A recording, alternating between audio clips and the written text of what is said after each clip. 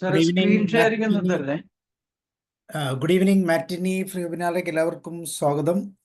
പതിപോലെ എല്ലാ ചൊവ്വാഴ്ചകളിലും നമ്മൾ കഥയിലൂടെയാണ് കടന്നു പോകുന്നത്. കഥയിലുമുണ്ടൊരു കാര്യം.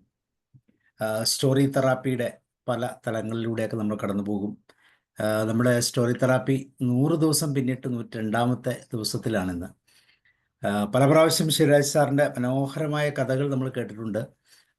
നമ്മളെ പിടിച്ചു നിർത്തുന്ന അല്ലെ, സാറിൻ്റെ കൂടെ സഞ്ചരിപ്പിക്കുന്ന തരത്തിലുള്ള ഒരു കഥയുടെ ആഖ്യാനം സാറിന് നൈസർഗികമായി കിട്ടിയിട്ടുള്ളതാണെന്ന് വിചാരിക്കാം.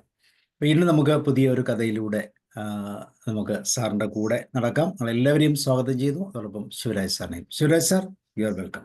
നമുക്ക് സ്ക്രീൻ ഷെയറിംഗ് ഒന്ന് ചെയ്തു തരാം. Okay sir.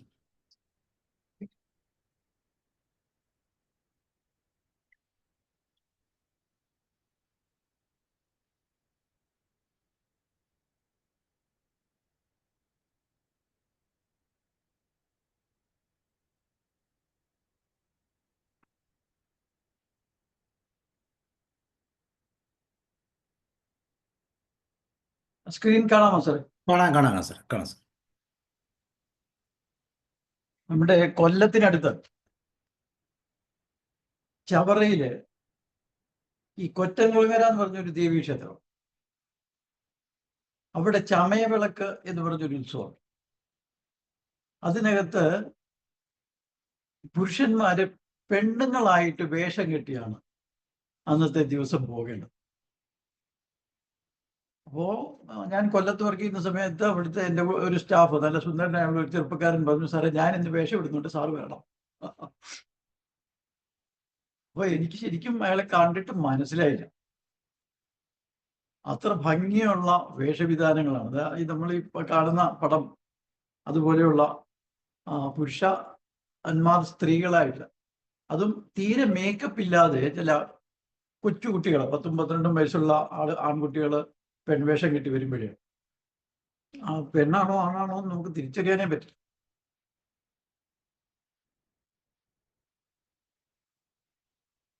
ഇതുപോലെ ഒരു ചെറുപ്പക്കാരൻ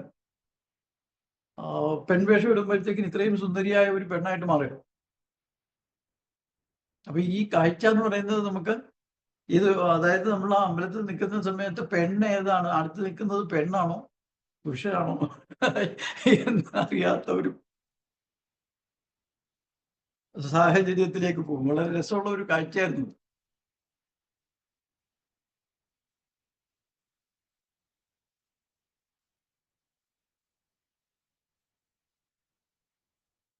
ഇപ്പോ ഷെയറിംഗ് കാണുന്നില്ലല്ലോ അല്ലെ?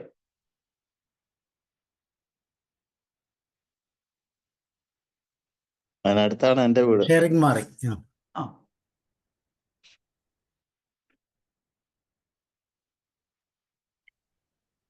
കഥയുടെ പേര് സുഷിരകാലത്ത്.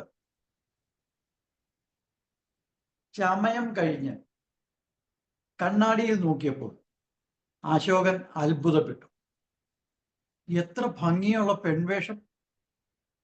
തെളിഞ്ഞു കാണാത്ത സൂക്ഷ്മമായ മേക്കപ്പ്, നല്ല വിഗ്, നെഞ്ചത്ത് വെച്ച് കെട്ടിയത് മാത്രം വല്ലാതെ മുറുകിപ്പോയി. ശ്വാസം വിടാൻ പോലും പറ്റാത്ത മുറുക്കം. തിളക്കമുള്ള ഭംഗിയുള്ള സാരി. ഒരുക്കിയതിനുള്ള പണം കൊടുത്ത് ചമയപ്പുരയിൽ നിന്നും പുറത്തിറങ്ങി വാഹിദിനെ വിളിച്ചപ്പോൾ വാഹിദിനെ വിശ്വസിക്കാനായില്ല. അടുത്ത് നിന്ന് ചെന്ന് നിൽക്കാൻ പോലും വാഹിദ് സങ്കോചപ്പെട്ടു. അശോകൻ പെണ്ണായിരിക്കുന്നു.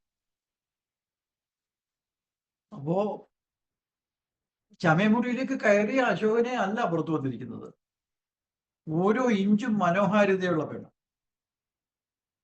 അടുത്ത് നിന്ന ദേവകി ചേച്ചി ചോദിച്ചു, ആർക്കാണ് ദക്ഷിണ കൊടുക്കേണ്ടത്? അശോകൻ വാഹിദിനെ നോക്കി. ചടങ്ങുകളുടെ രീതി ചോദിച്ചറിഞ്ഞ് പോക്കറ്റിൽ കരുതി വെച്ച വെറ്റിലയിൽ നാണയം തിരികെ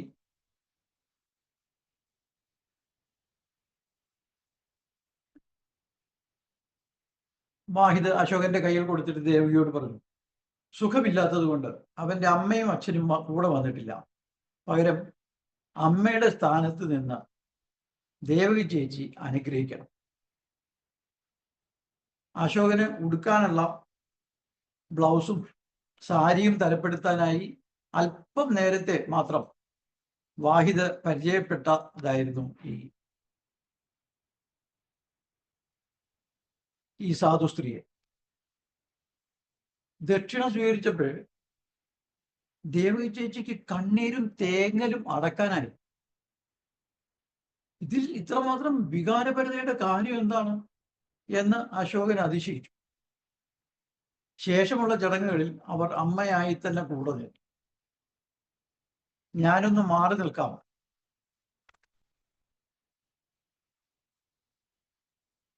എന്ന്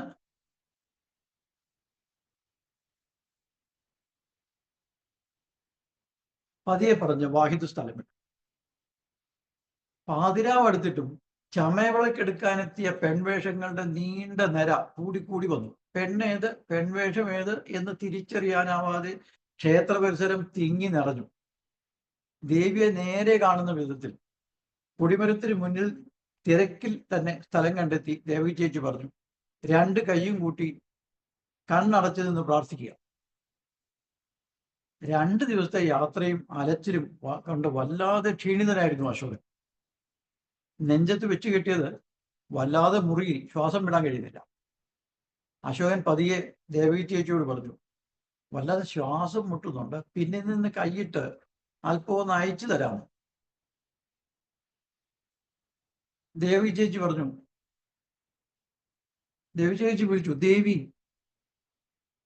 അശോകനെ വിളിക്കുന്നത് ദേവി. ഏത് കാര്യത്തിന് ഇറങ്ങി പുറപ്പെട്ടാലും കുറെ സഹിക്കാനുണ്ടാവും. സ്ത്രീ ജന്മത്തിൽ ഇത് അല്പം കൂടുതലുമാണ്. ഇനി ഒന്നും മാറ്റാൻ കഴിയില്ല.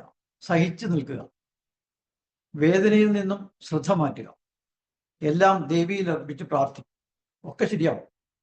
ദേവകി ചേച്ചി ദേവി എന്ന് വിളിച്ചത് തന്നെ എന്ന് അറിഞ്ഞപ്പോൾ എന്തോ ഒരു വ്യത്യാസം അശോകൻ ശരീരത്തിലറിഞ്ഞു. വാദ്യങ്ങൾ തകർക്കുകയാണ്. മേളം തൊട്ടടുത്ത് വന്നപ്പോൾ ചെണ്ടയുടെ ശബ്ദ പ്രകമ്പനം ശരീരത്തെ സ്പർശിക്കുന്നത് പോലെ, ഇലത്താളത്തിൻ്റെയും ക്ഷേത്രത്തിലെ വലിയ മണികളുടെയും മുഴക്കം ശരീരത്തിലേക്ക് തുളഞ്ഞു കയറുന്നു. ശബ്ദബീജികളുടെ സഞ്ചാരം സാധ്യമാകാൻ ശരീരമാകെ സുഷിരങ്ങൾ വീണതുപോലെ ഏതോ ചില അനുഭൂതികൾ, ചില തിരിച്ചറിവുകൾ ഈ സുഷിരങ്ങളിലൂടെ ഉള്ളിലേക്കും പുറത്തേക്കും സഞ്ചരിക്കുന്നത് പോലെ. വ്യക്തിബോധം നഷ്ടപ്പെട്ട് താൻ അന്തരീക്ഷത്തിന്റെ ഭാഗമാകുന്നത് അശോകൻ അറിഞ്ഞു. സാരിക്കും ബ്ലൗസിനും ഇടയിലായി ഇടതുവശം തുറന്നിട്ട വയറിലേക്ക് തിരക്കിനിടയിൽ നിന്ന് ഒരു പരുക്കൻ കൈയെത്തി അമർത്തി ഞെരടിയപ്പോൾ അശോകൻ വേദന കൊണ്ട് പിടഞ്ഞു. കൈ തട്ടി മാറ്റി തിരിഞ്ഞു നോക്കിയെങ്കിലും ആളെ കണ്ടില്ല. വൃത്തികെട്ട മനുഷ്യൻ. സംഭവം ഗ്രഹിച്ച് ദേവി ചേച്ചി പറഞ്ഞു, സാരമില്ല, ക്ഷമിക്കും. ഇളം മഞ്ഞ നിറമുള്ള കടലാസിൽ വടിവൊറ്റ അക്ഷരത്തിൽ സതി എഴുതിയത് പൊടുന്നനെ മനസ്സിലെത്തി. ക്ഷമിക്കുക, തൊട്ടശുദ്ധമാക്കാനുള്ളതാണ് സൗഹൃദം എന്നെനിക്ക് തോന്നിയിട്ടില്ല.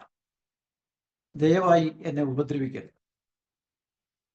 ഒന്ന് തൊട്ടതിന്റെ പേരില് ഒഴിഞ്ഞു മാറിയും സൗഹൃദം വെട്ടിയും സതി നടക്കുന്ന എന്തിനെന്ന് എത്ര ചിന്തിച്ചിട്ടും അന്ന് മനസ്സിലായിരുന്നില്ല. മറ്റു പല പെൺകുട്ടികളും അങ്ങനെയൊന്നും ആയിരുന്നുമില്ലല്ലോ. ഈ അകൽച്ചയുടെ കാലത്തൊരിക്കൽ സതിയും അവളുടെ അച്ഛനും കൂടി കാലം പോകുന്നത് കണ്ടപ്പോഴാണ് ഒരു രസം തോന്നിയത്. ഒന്ന് ചുറ്റിച്ച് കളയാം. കുറെ സുഹൃത്തുക്കൾ 4-5 മോട്ടോർ സൈക്കിളുകളിൽ പൊട്ടിച്ച് ചീറ്റിച്ച് കറങ്ങി ത്രില്ലടിക്കുമ്പോഴായിരുന്നു അവരെ കണ്ടത്. ഒന്ന് കവർ ചെയ്തേക്കാൻ കണ്ണ് കാണിക്കുകയേ വേണ്ടിയിരുന്നുള്ളൂ.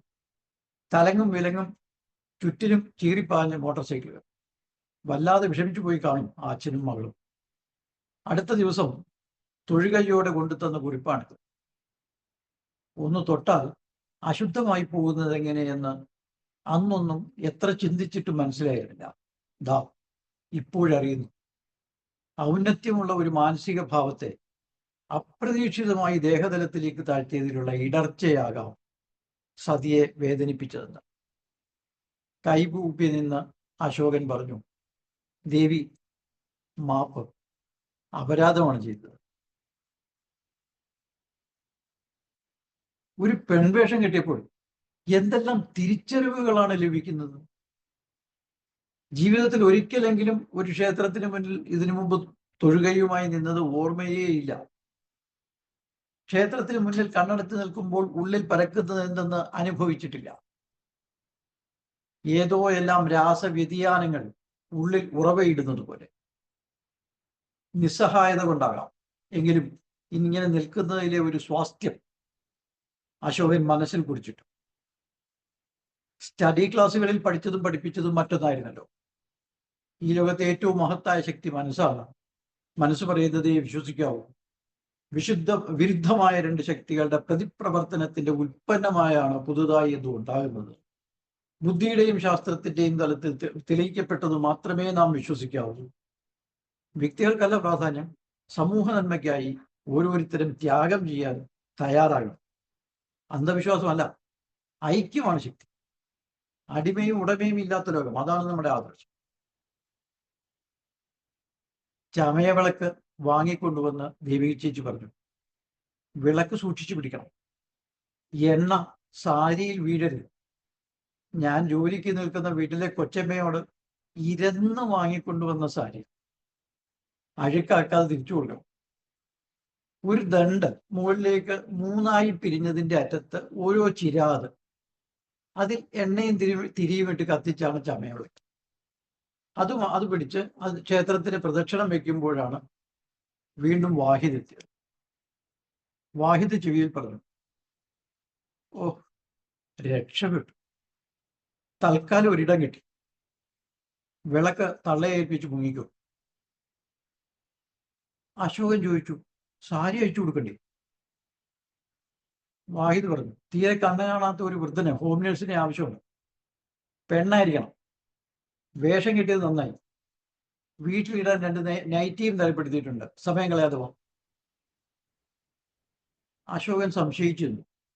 വാഹിദ് വീണ്ടും പറഞ്ഞു, ബുദ്ധിമുട്ടറിയാമല്ലോ, മുകളിൽ നിന്ന് ഇടപെട്ട് ശരിയാക്കിയതാ, കൂട്ടിക്കൊണ്ടു പോകാൻ പ്രാദേശികൻ പുറത്തു നിൽപ്പുണ്ട്, കൂട്ടിയേൽപ്പിച്ച് എനിക്കുടനെ പോകണം.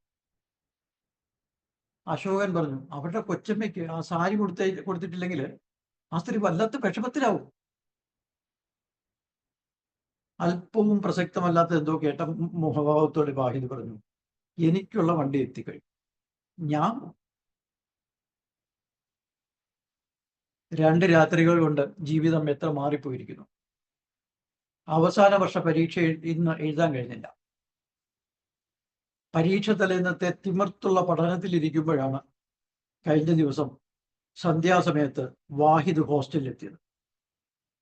നാട്ടിലെ ദാരുണ വാർത്ത രാവിലെ തന്നെ പത്രത്തിൽ വായിച്ചിരുന്നത് കൊണ്ട് വാഹിദിനെ കണ്ടപ്പോൾ ദേഷ്യമാണ് തോന്നിയത്. വാഹിദും കൂടിയോ ഇതിൽ എന്നാണ് ആദ്യം ഭയന്നത്. അതും ആരെ? രാമകൃഷ്ണൻ. എത്ര ക്രൂരമായാണ്! വാർത്ത കണ്ടതിന്റെ ഞെട്ടലിൽ പകൽ ഒന്നും കഴിക്കാൻ കൂടി കഴിഞ്ഞില്ല. വാഹിദ് അടുത്തെത്തിയതും അലർച്ചയോളം എത്തുന്ന ശബ്ദത്തിലാണ് ചോദിച്ചത്, നീയും പെട്ടോ അതെ? സംസാരിക്കരുത് എന്ന് ആംഗ്യം കാട്ടി ഇരുട്ടിലേക്ക് ബലമായി പിടിച്ചുകൊണ്ടുപോയി വാഹിദ് പറഞ്ഞു, ഞാനില്ല, പക്ഷെ പ്രതിപ്പട്ടികയിൽ നീയുണ്ട്. അല്പവും വിശ്വസിക്കാനായില്ല. പുച്ഛത്തോടെ പറഞ്ഞു, ഞാൻ ഈ ഹോസ്റ്റലിൽ നിന്ന് എങ്ങും പോയിട്ടില്ല. നാളത്തെ പരീക്ഷയ്ക്ക് ഇവിടെ ഇരുന്ന് പഠിച്ചതിന് ഇവരെല്ലാം സാക്ഷികളാണ്. വാഹിദ് പറഞ്ഞു, മലയത്തരം പറയല്ലേ, നാട്ടിലേക്കുള്ള 60 കിലോമീറ്റർ ഒരു ദൂരമാണ്. കാര്യത്തോടെടുക്കുമ്പോൾ ഒരു സാക്ഷിയും പ്രയോജനപ്പെടില്ല. നിന്റെ അച്ഛനാണ് എന്നെ അയച്ചത്. നീ അച്ഛനെ ഫോണിലോട്ട് വിളിക്കേ, പുള്ളിയോട് സംസാരിക്കൂ. അച്ഛൻ പറഞ്ഞു, പ്രശ്നമാണ്, വേഗം രക്ഷപ്പെടുക. ഒരിക്കൽ കൂടി പറഞ്ഞു നോക്കി, അച്ഛ പരീക്ഷ നാളെയാണ്. അച്ഛൻ നിസ്സഹായനായി പറഞ്ഞു, ഒന്നും എൻ്റെ കയ്യിൽ നിൽക്കില്ല, സമയം കളയരുത്, വാഹിദ് പറയുന്നത് പോലെ ചെയ്യണം. പിന്നെ ഭയന്നും ഒളിച്ചുമുള്ള യാത്രകൾ. എതിലെല്ലാമോ യാത്ര തുടരവേ ബസ് ഒരു ഗതാഗത കുരുക്കിൽപ്പെട്ടു. ഏതോ ക്ഷേത്രത്തിലെ ഉത്സവമാണ്. റോഡിനിരുവശവും അലങ്കാര ദീപങ്ങൾ. ക്ഷേത്രത്തിനടുത്തെത്തുന്നതിന് മുമ്പ് തന്നെ ബസ് ഇഴഞ്ഞാണ് നീങ്ങിയത്. അപ്പോഴാണ് ഈ കാഴ്ച. ആണുങ്ങൾ പെൺവേഷം കെട്ടി ക്ഷേത്രത്തിലേക്ക് പോകും. പെൺവേഷം കണ്ട് അത്ഭുതപ്പെട്ടു. തിരക്കിൽ ബസ് നിർത്തിയിട്ടപ്പോഴാണ് വാഹിദൊരു ആശയം ഉദിച്ചത്. നീ പെൺവേഷം കെട്ടി ഇവിടെ നിൽക്കുക, മുന്നോട്ടുള്ള കാര്യങ്ങൾ ശരിയാക്കാൻ അല്പം സമയം കിട്ടും. അങ്ങനെയാണ് ബസ്സിൽ നിന്നിറങ്ങി 4 വശവും മറച്ചു കെട്ടിയ ചമയപ്പുരകളിലൊന്നിൽ കയറി വേഷം കെട്ടിയത്. ചമയവിളക്ക് കൈമാറാനായി ദേവകി ചേച്ചിയെ നോക്കിയപ്പോൾ അവർ കരയുകയായിരുന്നു. അവർ പറഞ്ഞു, എൻ്റെ മോന് വേണ്ടിയിട്ട് ഞാൻ വിളക്ക് നേർന്നതാണ്. ദേവി നടത്തിച്ചില്ല. 3 വർഷം മുമ്പ് ഉത്സവത്തിന് ഒരാഴ്ച നിൽക്കുമ്പോഴാണ് അവനെ കൊന്നത്. പാർട്ടിയും കൊടിയും. അവൻ എല്ലാവരും സഹായിച്ചിട്ടേ ഉള്ളൂ. ആർക്ക് പോയി?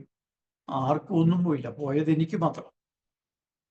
വീണ്ടും വാഹിദ് താക്കീതിന്റെ രൂക്ഷതയിൽ നോക്കിയപ്പോൾ ഉടനെ വരാം എന്ന് വാക്ക് പറഞ്ഞ ചമയവിളക്ക് ദേവകി ചേച്ചിയെ ഏൽപ്പിച്ച് പ്രാദേശികനൊപ്പം പുറപ്പെട്ടു.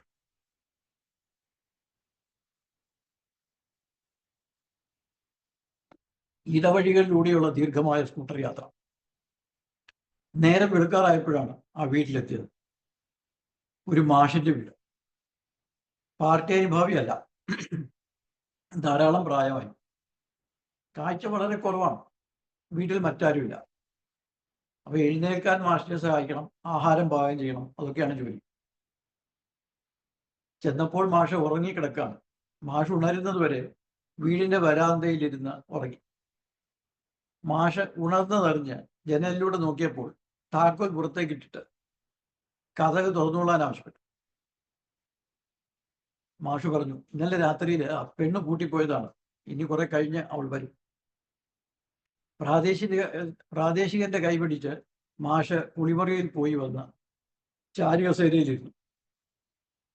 ഒരു സഹായിയെ കൊണ്ടുവന്നു എന്ന് മാത്രം പറഞ്ഞ് പ്രാദേശികൻ സ്ഥലം വിട്ടു. എന്ത് ചെയ്യണമെന്നറിയാതെ അശോകൻ മുറിയുടെ മൂലയിൽ നിന്നു. ഒന്നും പറയാതെ കുറെ നേരം മാഷ് കണ്ണടച്ചു കിടന്നു. പിന്നെ ചോദിച്ചു, പുരുഷ പ്രകൃതിയാണ് അല്ലേ? അശോകൻ സ്തബ്ധനെ. പിന്നെ പതിയെ വളകൾ ഒന്ന് കിലുക്കി. മാഷ് വീണ്ടും ചോദിച്ചു, എന്താ പേര്? ഒന്നറച്ച് ശബ്ദം വരാതെ അശോകൻ പറഞ്ഞു, കമല. അത് ശ്രദ്ധിക്കാതെ മാഷ് പറഞ്ഞു, നള എന്ന് വിളിക്കാം, ബൃഹന്നള. മേശപ്പുറത്തിരുന്ന ഒരു പുസ്തകം ചൂണ്ടിക്കാണ്ടി ഏതെങ്കിലും ഒരു താൾ മറിച്ച് ആദ്യം കാണുന്ന വാചകം വായിക്കാൻ ആവശ്യപ്പെട്ടു. പുസ്തകം തുറന്നു നോക്കി. അക്ഷരം മലയാളമാണ്, എങ്കിലും വാക്കുകൾ പരിചിതമല്ല. തപ്പിത്തറഞ്ഞു വായിച്ചു. ന അഹങ്കൃതോ ഭാവോ ഹത്വാപി ന ഹന്തി. വായിച്ചു കേട്ട ഭാഗം ആവർത്തിച്ചുച്ചരിച്ച് കുറെ മൂളലും തലയാട്ടലും ചെറിയ ഒച്ചയിലുള്ള ചിരിയുടെ പൊട്ടലുകളുമായി മാഷ് കുറെ നേരം ഇരുന്നു. പിന്നെ പറഞ്ഞു, കുഴപ്പമില്ല, ഞാൻ ചെയ്യുന്നവനാണ് എന്ന ഭാവമില്ലെങ്കിൽ കൊന്നാലും പാതകമില്ല. അശോകന് ഒന്നും മനസ്സിലായില്ല. പിന്നെ മാഷ് പറഞ്ഞു, ഒരു ചായ ഉണ്ടാക്കും. അടുക്കളയിലെത്തി പാത്രങ്ങൾ തിരയുമ്പോൾ പുറം വാതിലിൽ ഒരു മുട്ട് കേട്ടു. വാതിലിനടുത്തുള്ള ജനൽ തുറന്നു നോക്കി. പാവാടയും ബ്ലൗസും ഇട്ട് ഒരു 18കാരൻ, നല്ല ഭംഗിയുള്ള പെൺകുട്ടി. ഒരു പാൽപാത്രം കയ്യിലുണ്ട്.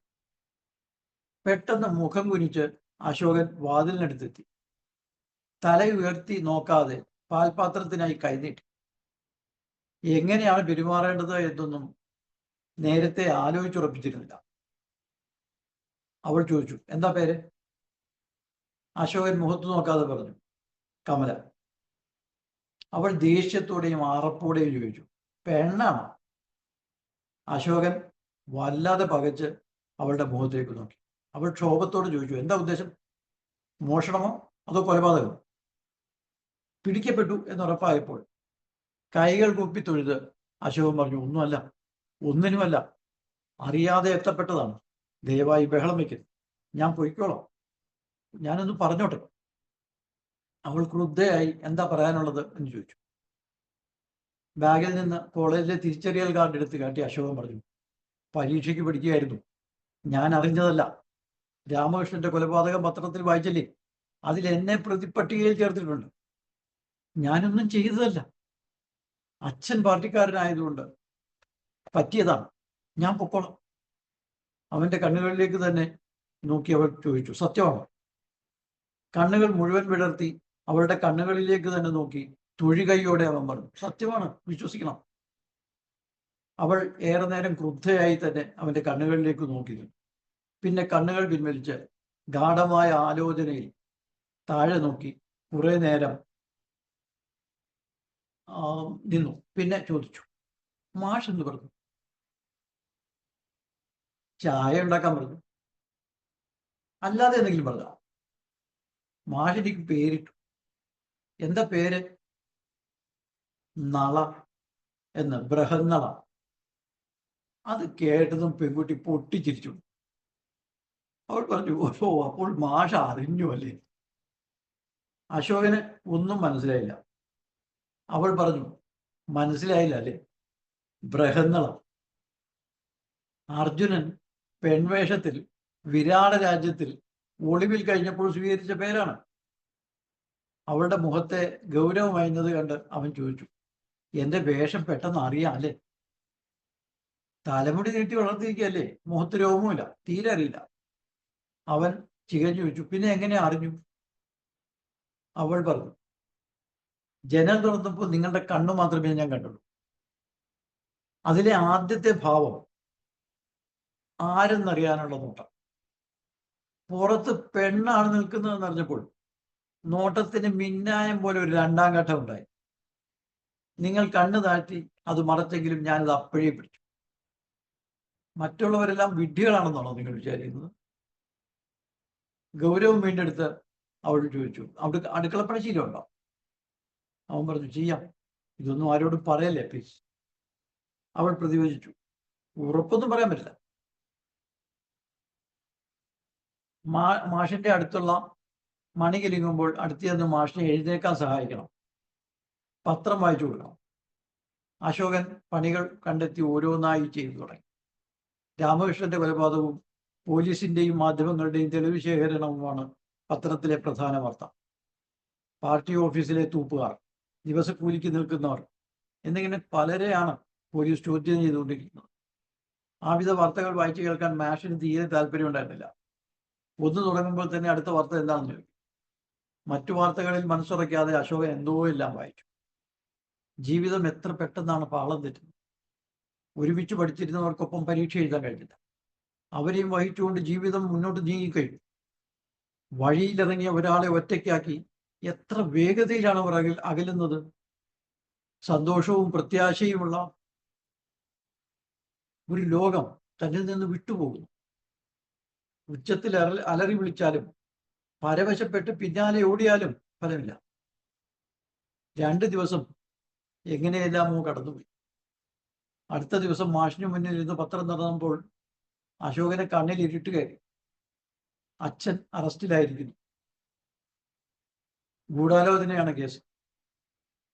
ശരീരം തളർന്ന് അവൻ ഭിത്തിയിലേക്ക് ചാഞ്ഞു വീഴുന്നത് കണ്ട് പരിഭ്രമത്തോടെ എന്തെല്ലാമോ മാഷ് ചോദിച്ചു. അവൻ അതൊന്നും കേട്ടതേയില്ല. ഏറെ കഴിഞ്ഞ് കണ്ണു തുറന്നു നോക്കിയപ്പോൾ മാഷ് അവനെ തന്നെ നോക്കി കിടക്കുകയാണ്. അവൻ പറഞ്ഞു, സാരമില്ല, ഒന്ന് തലചുറ്റിയതാണ്. ക്ഷേമം അന്വേഷിക്കാനായി എത്തിയ പ്രാദേശികൻ രഹസ്യത്തിൽ പറഞ്ഞു, നീ ഇവിടെയുള്ളത് ആരും എല്ലാം അറിഞ്ഞു. ഇന്ന് രാത്രിയിൽ ഞാൻ വരാം, ഇവിടെ നിന്ന് മാറാം. തോട്ടിലെ ഒഴുക്കിൽപ്പെട്ട പായൽ പോലെ തട്ടിയും മുട്ടിയും അവിടേക്കും ഇവിടേക്കുമുള്ള ദിശാബോധമില്ലാത്ത യാത്ര. അശോകന് അല്പവും താല്പര്യം തോന്നിയില്ല. ഇരുട്ട് വീണതിന് ശേഷമാണ് ഗീത എത്തിയത്. പാലുമായി അവൾ രാവിലെ മാത്രമേ വരാറുള്ളൂ. വന്നാലും അധികം സംസാരമില്ല. രാത്രിയിലെ വരവ് 1-2 ആഴ്ചയിൽ ഒരിക്കൽ പതിവുള്ളതാണത്രേ. മാഷിനെ എന്തോ എല്ലാം പുസ്തകങ്ങൾ വായിച്ചു കൊടുത്ത് രാത്രിയിൽ അവിടെ തന്നെ. ഗീതയുടെ വായനയും സംസാരവും നടക്കുമ്പോഴെല്ലാം അശോകൻ അടുക്കളയിൽ തന്നെ ഇരുന്നു. ധാരാളം സമയത്തിന് ശേഷം ഗീത അടുക്കളയിലെത്തിയപ്പോൾ അവൻ അച്ഛനെയും അമ്മയെയും പറ്റിയുള്ള ഓർമ്മകളിൽ മൗനിയായും തളർന്നും ഇരിക്കുകയായിരുന്നു. കരയാൻ പോലും കഴിയാതെ മരവിച്ചു പോയ ഭാവവുമായി അമ്മ അവന്റെ കൺമുന്നിൽ നിന്നു. ഗീത അടുക്കളയിലേക്ക് വന്ന് അവനെ കളിയാക്കി. ഈ പെണ്ണിനെന്ത് പറ്റി? സാധാരണയുള്ള ചൊടിയൊന്നും കാണുന്നില്ലല്ലോ. മറുപടിയില്ലാത്ത മൗനം അവന്റെ സങ്കടമാണെന്നറിഞ്ഞ് അവൾ അടുത്ത് ചെന്ന് പതിയെ ചോദിച്ചു, എന്താ പറ്റിയത്?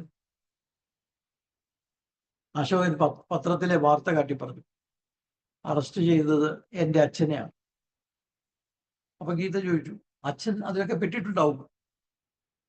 അശോകൻ പറഞ്ഞു, അച്ഛൻ വളരെ നല്ല ആളാണ്. അപ്പൊ ഗീത ചോദിച്ചു, നല്ലവനാകുമ്പോൾ അക്രമത്തിൽ വിശ്വസിക്കുന്ന ആളാവില്ല അല്ലേ? എന്തു പറയണമെന്നറിയാതെ അശോകൻ കുഴകി. അവൾ മറുപടിക്കായി അവന്റെ മുഖത്തേക്ക് നോക്കി.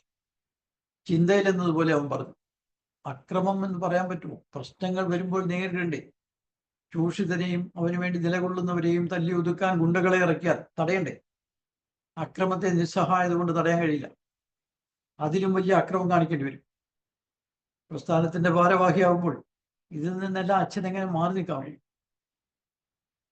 ഗീത പൊട്ടിച്ചിരിച്ചു. കൊലപാതകത്തെ ആദരിക്കുകയാണല്ലേ?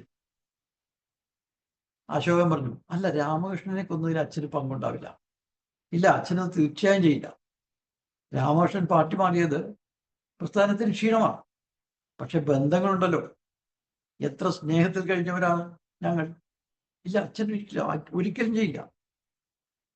ഗീത ചോദിച്ചു, പത്രം വായിച്ചില്ലേ? തെളിവുകൾ അച്ഛനെതിരാണ്. എന്റെ സാമർഥ്യം കൊണ്ട് ഞാനാണ് ചെയ്യുന്നവൻ എന്ന ഭാവമില്ലെങ്കിൽ കൊല ചെയ്താൽ പോലും പാതകമല്ല എന്ന് മാഷും പറഞ്ഞു. അച്ഛനതിൽ വ്യക്തിപരമായി ഒന്നും നേടാനുമില്ല.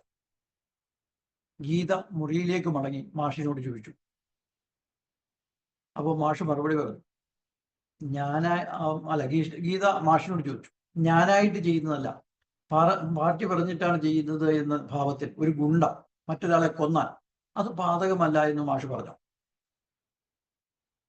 മാഷ് ഊർജിച്ച് പതിയെ പറഞ്ഞു, ന അഹങ്കൃതോ ഭാവോ എന്നാണ് പ്രയോഗം.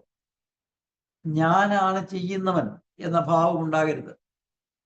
എൻ്റെ ശരീരം ശ്വാസോച്ഛ്വാസം ചെയ്യുന്നതും ഹൃദയം, കരൾ എന്നിവ പ്രവർത്തിക്കുന്നതും ഒന്നും ഞാൻ നിയന്ത്രിച്ചിട്ടല്ല. അതിനുള്ളിൽ മറ്റൊരു ജോനുണ്ട്, എന്നെയും നിന്നെയും പ്രവർത്തിപ്പിക്കുന്ന ഞാൻ. ആ ഞാൻ പറയുന്നതനുസരിച്ചാൽ മാത്രമേ കാര്യങ്ങൾ ശരിയാവും. ബാഹ്യപ്രകൃതിയിൽ അഹങ്കരിച്ച് ഞാൻ ചെയ്യുമെന്ന് കരുതുന്ന ഗുണ്ടയ്ക്ക് ഇവിടെ താരതമ്യമില്ല. മാഷ് പറഞ്ഞു തീരുമ്പോഴേക്കും പുറത്തു നിന്നാരോ മെയിൻ സ്വിച്ച് ഓഫ് ചെയ്തതുപോലെ കറണ്ട് പോയി. ധാരാളം പേർ വീടിന് ചുറ്റും നടക്കുന്നതിൻ്റെയും ഓടുന്നതിൻ്റെയും ശബ്ദം. അടുക്കള ഭാഗത്ത് വാതിലിൽ മുട്ടുകേട്ടു. തുറക്കടാ എന്ന ആക്രോശവും. മാഷിന്റെ മുറിയിൽ കത്തിച്ചു വെച്ചിരുന്ന വിളക്കിന്റെ പ്രകാശത്തിൽ നിന്നൊഴിഞ്ഞ് അടുത്ത മുറിയിലെ ഇരുട്ടിലേക്ക് മാറി അശോകൻ നൈറ്റി മാറ്റി പാൻറ് വലിച്ചു കയറ്റി. ബാഗിൽ കരുതിയിരുന്ന വടിവാളുമായി തിരിച്ചെത്തി ഉറച്ച ശബ്ദത്തിൽ വിളിച്ചു പറഞ്ഞു, ധൈര്യമുണ്ടെങ്കിൽ ലൈറ്റിട്. പുറകിലെ വാതിലിൽ കൂടി വേണ്ട, ഞാൻ മുറ്റത്ത് തന്നെ വരാം, പേടിച്ചോടില്ല. ഉടൻ ലൈറ്റ് തെളിഞ്ഞു. ഞൂടയിടയിൽ വാതിൽ തുറന്ന് കളരിപ്പയറ്റിന്റെ ചുവടുകളിൽ പറന്ന് ചാടി അശോകൻ വിശാലമായ മുറ്റത്ത് നിലയുറപ്പിച്ചു. അനായാസം ആയുധം ഉപയോഗിക്കാനുള്ള അവന്റെ സാമർഥ്യം പ്രകടിപ്പിച്ചു. ഒരു കളിക്കളത്തിൽ എന്നോണം അവൻ വിളിച്ചു പറഞ്ഞു, 10ഓ 20ഓ പേർ ഒന്നിച്ചു വന്നാലും പ്രശ്നമില്ല, വാ ഒരു കൈ നോക്കാം. ആരും മുന്നോട്ടെത്തിയില്ല. പല വഴിയായി ആളുകൾ ഓടിയകലുന്നത് കരിയില ഞെരിയുന്ന ശബ്ദമായി അറിഞ്ഞു. വീടിന് ചുറ്റും നടന്ന് ആരും ഒളിച്ചു നിൽപ്പില്ല എന്ന് ഉറപ്പുവരുത്തി അശോകൻ തിരിച്ചെത്തി. ഗീത ആലില പോലെ നിന്ന് വിറച്ചു. താൻ കാരണം മാഷിനുണ്ടായ ബുദ്ധിമുട്ടിൽ പരിതപിച്ച് ഇനി മുന്നോട്ടുള്ള വഴി ഏത് എന്ന ചിന്തയുമായി അശോകൻ ഉള്ളിലെ മുറിയിൽ. ഏറെ താമസിയാതെ പ്രാദേശികനെത്തി. എന്തോ അറിഞ്ഞെത്തിയതുപോലെ വിഷാദത്തോടെയും കുറ്റബോധത്തോടെയും മാഷിന് മുന്നിൽ നിന്ന് അയാൾ പറഞ്ഞു, പ്രശ്നമുണ്ടാകുമെന്ന് ഓർത്തില്ല മാഷെ. മാഷെ ക്ഷമിക്കണം. മാഷ് ചോദിച്ചു, നിങ്ങളുടെ കോട്ടയാണല്ലോ ഇത്, വന്നത് ശത്രുക്കളാണോ അതോ മിത്രങ്ങളോ? മൊത്തം ശ്രദ്ധയും തിരിക്കാനായിട്ട് ഒരു രക്തസാക്ഷിയും നിങ്ങൾക്ക് ആവശ്യമുണ്ടാകാം അല്ലേ? പ്രാദേശികം പറഞ്ഞു, ഒന്നും അറിയില്ല മാഷെ. എന്തൊക്കെയാണ് സംഭവിക്കുന്നതെന്നോ എവിടെയാണ് നിൽക്കേണ്ടതെന്നോ ഒന്നും അറിയില്ല. പ്രസ്ഥാനം വല്ലാതെ എതിർപ്പുകൾ നേരിടുകയാണ്. ഗീത ചൊടിപ്പോടെ ചോദിച്ചു, എന്ത് പാർട്ടിയായത്? കൊല്ലുന്നവരുടെ പാർട്ടി, അക്രമികളുടെ പാർട്ടി. പ്രാദേശികരൊന്നും വേണ്ടിയില്ല. മാഷ് പതിയെ പറഞ്ഞു, അല്ല, ഇത് ചൂഷിതന്റെയും കഷ്ടപ്പെടുന്നവന്റെയും പ്രസ്ഥാനമാണ്, അത് മനസ്സിലാക്കണം. മനുഷ്യസ്നേഹമാണ് ഇതിൻ്റെ ശക്തി. സ്വന്തം സമുദായവും സ്വന്തം കീശയും മാത്രം മാനിഫെസ്റ്റോയിലുള്ള മറ്റ് ചില പാർട്ടികളെക്കാൾ എത്രയോ മുകളിലാണിത്. ഇന്ന് പ്രസ്ഥാനത്തിന്റെ നയങ്ങൾക്ക് നിരന്തരം പാളിച്ചകൾ പറ്റുന്നു. അത് മാറണം, അത്രയേ ഉള്ളൂ. പ്രാദേശികൻ അശോകനോട് പറഞ്ഞു, ബാഗ് എടുത്തോളൂ, പോകാം. അശോകൻ ഉറച്ച ശബ്ദത്തിൽ പറഞ്ഞു, ഒളിവിലേക്ക് ഞാനില്ല, ഞാൻ നാട്ടിലേക്ക് പോവാണ്, അറസ്റ്റ് ചെയ്യട്ടെ, ഞാനൊരു കുറ്റവും ചെയ്തിട്ടില്ല. മാഷിന്റെ അടുത്തേക്ക് നീങ്ങി അശോകൻ പറഞ്ഞു, പലതും രക്ഷിച്ചെടുക്കേണ്ടതുണ്ട് എന്നറിയാം, ചെയ്യേണ്ടതെല്ലാം പറഞ്ഞു തരണം. മാഷ് പറഞ്ഞു, അല്പവും എളുപ്പമല്ല, യുദ്ധം അനിവാര്യമാണ്, ബന്ധുക്കളിൽ തന്നെ ശത്രുക്കൾ എത്ര എന്നും ആരെല്ലാം കൂടെ ഉണ്ടാകും എന്നും അറിയണം. സന്നാഹമൊരുക്കണം. പ്രസ്ഥാനത്തിന്റെ മൂല്യങ്ങൾ വേരുറപ്പുള്ള സംസ്കാരത്തിന് ചേരും വിധം പുനർനിർണയിക്കണം. അശോകൻ യാത്ര പറയുമ്പോൾ സ്നേഹത്തിന്റെ മെഴുതിരിൽ ആരാധനയുടെ തിളക്കവുമായി ഗീത തൊഴുതു നിന്നു. കഥ ഇവിടെ അവസാനിക്കും. Thank you sir, thank you very much. രൂപത്തിലുണ്ടാകുന്ന ക്ഷണികമായ മാറ്റത്തിലൂടെയാണ് സാർ ഇത് തുടങ്ങിയത്. അവിടെ ചുറ്റുപാടുമുള്ള ചമയ മാറ്റങ്ങളും വസ്ത്രങ്ങളിലുണ്ടാകുന്ന മാറ്റങ്ങളും ചില കുസൃതിത്തരങ്ങളും എല്ലാം അതിൻ്റെ അകത്തുനിന്ന് കൃത്യമായിട്ട് ഓരോ ഫ്രെയിം ബൈ ഫ്രെയിമായിട്ട് സാർ അത് എക്സ്പ്ലെയിൻ ചെയ്തു. തുടർന്ന് വാഹിദ്, പിന്നെ അശോകൻ, ഗീത, ഇവരുടെ എല്ലാം ജീവിതത്തെ സ്പർശിച്ചുകൊണ്ട് ചില സമരമുഖങ്ങളുടെ ചരിത്രങ്ങളും സാഹചര്യങ്ങളും ഒക്കെ എക്സ്പ്ലെയിൻ ചെയ്തു. Okay sir, thank you very much. നമുക്ക് പോകാം. ആരാളൊന്ന് ആദ്യം പറയാം? ഒലാനൻ സാർ കേട്ടിരുന്നോ?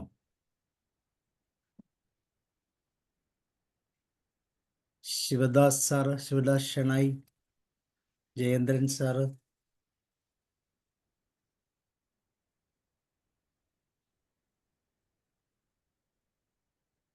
റോയ് സാർ അദ്ദേഹം ഉണ്ടായിരുന്നു, കയറിയോ? സാറേ, തുടക്കം കേട്ടില്ല എങ്കിലും ഒരു ഇന്നത്തെ കാലഘട്ടങ്ങളിൽ നടക്കുന്ന ചില രാഷ്ട്രീയ പ്രവർത്തനങ്ങളും കൊലപാതകങ്ങളും ഒക്കെ ശ്രദ്ധയിൽ കൊണ്ടുവരുന്നതിന് ഭംഗിയായി ഈ കഥ സഹായിച്ചു. ശിവരാജ് സാർ തന്നെ എഴുതിയതാണോ അതെയോ, ഞാൻ ആദ്യം കേട്ടില്ല, അതെയോ വേറെ ആരുടെയെങ്കിലും കഥ അവതരിപ്പിച്ചതാണോ എന്ന് എനിക്ക് സാറ് തന്നെ എഴുതിയതാവാനാ വഴി. അതിൻ്റെ പ്രസന്റേഷൻ കണ്ടിട്ട് അങ്ങനെ തോന്നി. കാരണം ഇതിനു മുമ്പുള്ള കഥകൾ ഞാൻ കേട്ടിട്ടുള്ളതാണ്.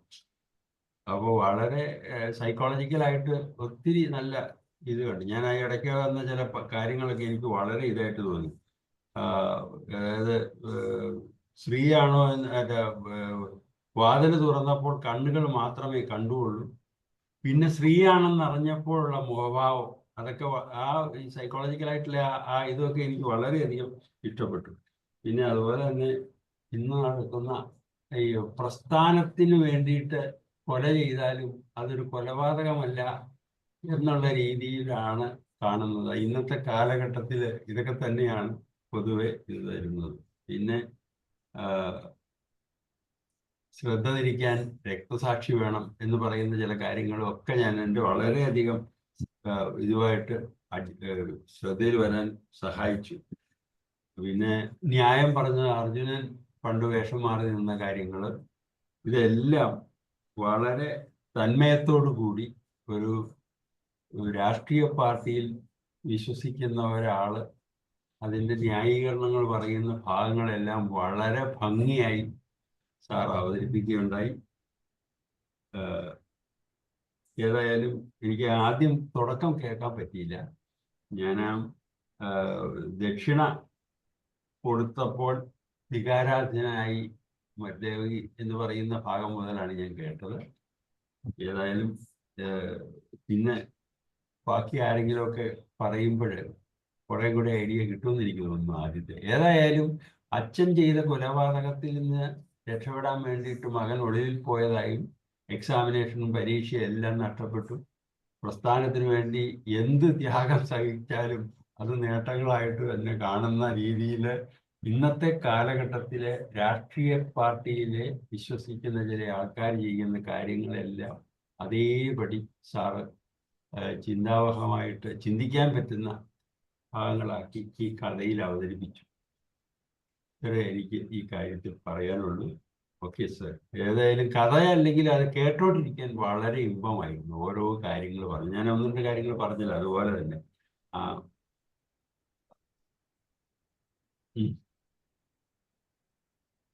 Okay okay sir. Ulahannan sir unmute ചെയ്തായിരുന്നല്ലോ. അതുപോലെ ജയചന്ദ്രൻ സാർ, ശിവദാസ് സാർ.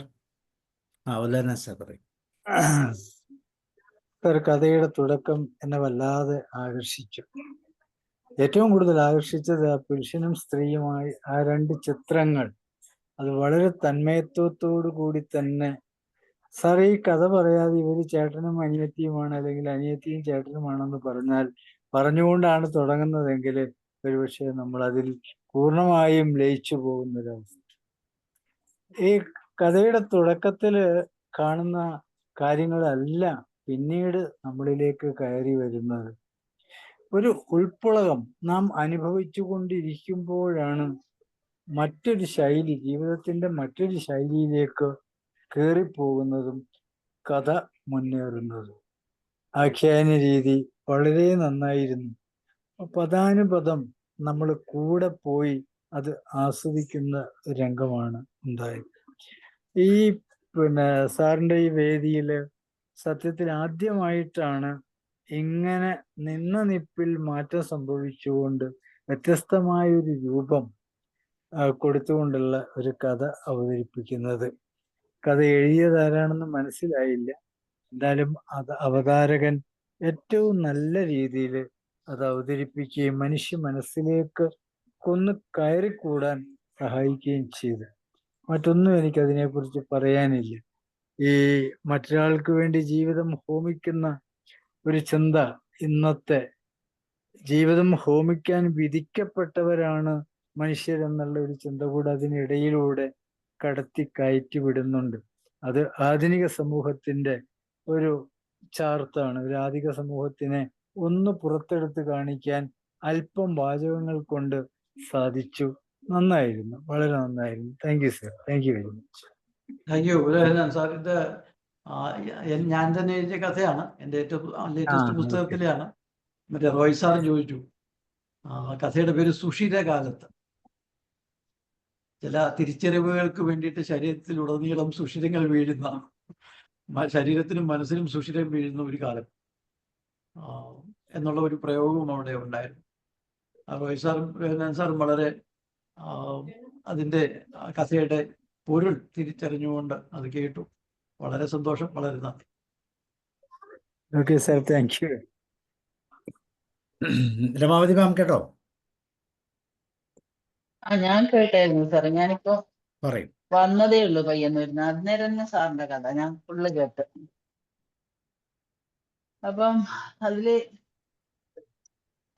ആദ്യമായിട്ട് എനിക്ക് പറയാനുള്ളത്, സാറ് ആദ്യം ഫോട്ടോ എല്ലാം കാണിച്ചിട്ട് പിന്നെ പെൺവേഷം സാർ, ആ ഫോട്ടോ ഒന്നുകൂടെ കാണിച്ചോ, ഒന്ന് ഷെയർ ചെയ്തേ. ആൾക്കാർക്ക് കൺഫ്യൂഷൻ വരും. എന്താ ഈ ഫോട്ടോ? ഭയങ്കര റിയാലിറ്റി ഉള്ള ഒരു രണ്ട് പിക്ചേഴ്സ് ആണ്. അതെ അതെ. രമാവതിയും പറഞ്ഞു. അപ്പൊ അങ്ങനെ കാണുമ്പോ എനിക്ക് തോന്നുന്നു, ഇപ്പൊ അമ്പലങ്ങളിലൊക്കെ കാഴ്ച പോവാറുണ്ട്, ഇവിടെയൊക്കെ ഉണ്ട്. അപ്പൊ പെൺവേഷം കെട്ടിയിട്ട് ആൾക്കാരാണ്, പുരുഷന്മാരുണ്ടാവുന്നത്. ആർക്കും മനസ്സിലാവില്ല അത് പുരുഷനാണെന്ന് ആർക്കും മനസ്സിലാവില്ല. അങ്ങനെയുള്ള വേഷം കെട്ടാണ്. അതിപ്പം ഈയിടെ ഞാൻ തലശ്ശേരി ചൊക്ലിയില് രാമവിലാസം ഹയർ സെക്കൻഡറി സ്കൂളിൽ പോയി. അവിടെ ഒരു തെരുവ് നാടകമായിട്ട് ബന്ധപ്പെട്ടിട്ട് ചെറിയൊരു ആക്ട് ഉണ്ടായിരുന്നു, അതുകൊണ്ടാണ് പോയത്. അവിടെ പെണ്ണടൻ എന്ന് പറഞ്ഞിട്ട് സന്തോഷ് കീഴാറ്റൂർ സാറ്, അദ്ദേഹത്തിന്റെ 500 സ്റ്റേജ് കഴിഞ്ഞു എന്നാ പറയുന്നത്. പെണ്ണടൻ എന്ന് പറഞ്ഞിട്ട് ഒറ്റയ്ക്ക് ഏകപാത്ര നാടകം. ഭയങ്കര സംഭവമാണ്. എൻ്റെ ലൈഫിൽ ആദ്യമായിട്ടാണ് ഞാനത് കാണുന്നത്.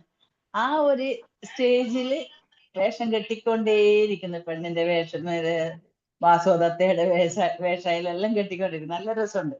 അപ്പൊ സാറിന്റെ ഈ കഥ, ആ കഥ പറച്ചിലിന് ഒരു പ്രത്യേകത ഉണ്ട്. കാരണം നമ്മൾ ആ കഥയിൽ നിന്ന് പിന്തിരിപ്പിക്കുന്നില്ല. ഇപ്പൊ തിരക്കുണ്ടെങ്കിൽ എനിക്ക് 1-2 ഫോൺ കോൾ വന്ന് ഞാൻ കട്ട് ചെയ്തു. ആ പിന്തിരിപ്പിക്കാൻ നോക്കുന്നത്. ഞാൻ പയ്യന്നൂർ വന്നോണ്ട് എവിടെ പോയിട്ട് വന്നാലും മരത്തും ചോദിക്കും എന്തായി പോയിട്ട്. അപ്പൊ ഞാനിങ്ങനെ ചെവി കേൾക്കാത്തവരെ പോലെയായിരുന്നു. ഞാൻ ഹെഡ്ഫോൺസ് ചെവി വെച്ച് നീ എന്താ ഒന്നും മിണ്ടാത്തതെന്നാ ചോദിക്കുന്നത് ഈ കഥ കേൾക്കുന്നുണ്ട്. അപ്പൊ ശരിക്കും പറഞ്ഞാലുണ്ടല്ലോ സാറേ, ജീവിതത്തില് ഒരുപാട് കാര്യങ്ങള് നമ്മള് ആദ്യം ഞാൻ വിചാരിച്ച ശിശിരങ്ങൾ, അപ്പൊ സുശീലങ്ങളാണ്. അത് അർത്ഥവത്തായിട്ടുള്ള ഒരു പേരാണ് ഇട്ടിരിക്കുന്നത്.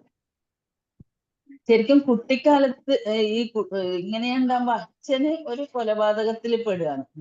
അങ്ങനെ അച്ഛന് കൊലപാതകത്തിൽ പെടുമ്പോ മകനും കൂടി അതിന്റെ ഭാഗവാക്കാവുകയാണ്.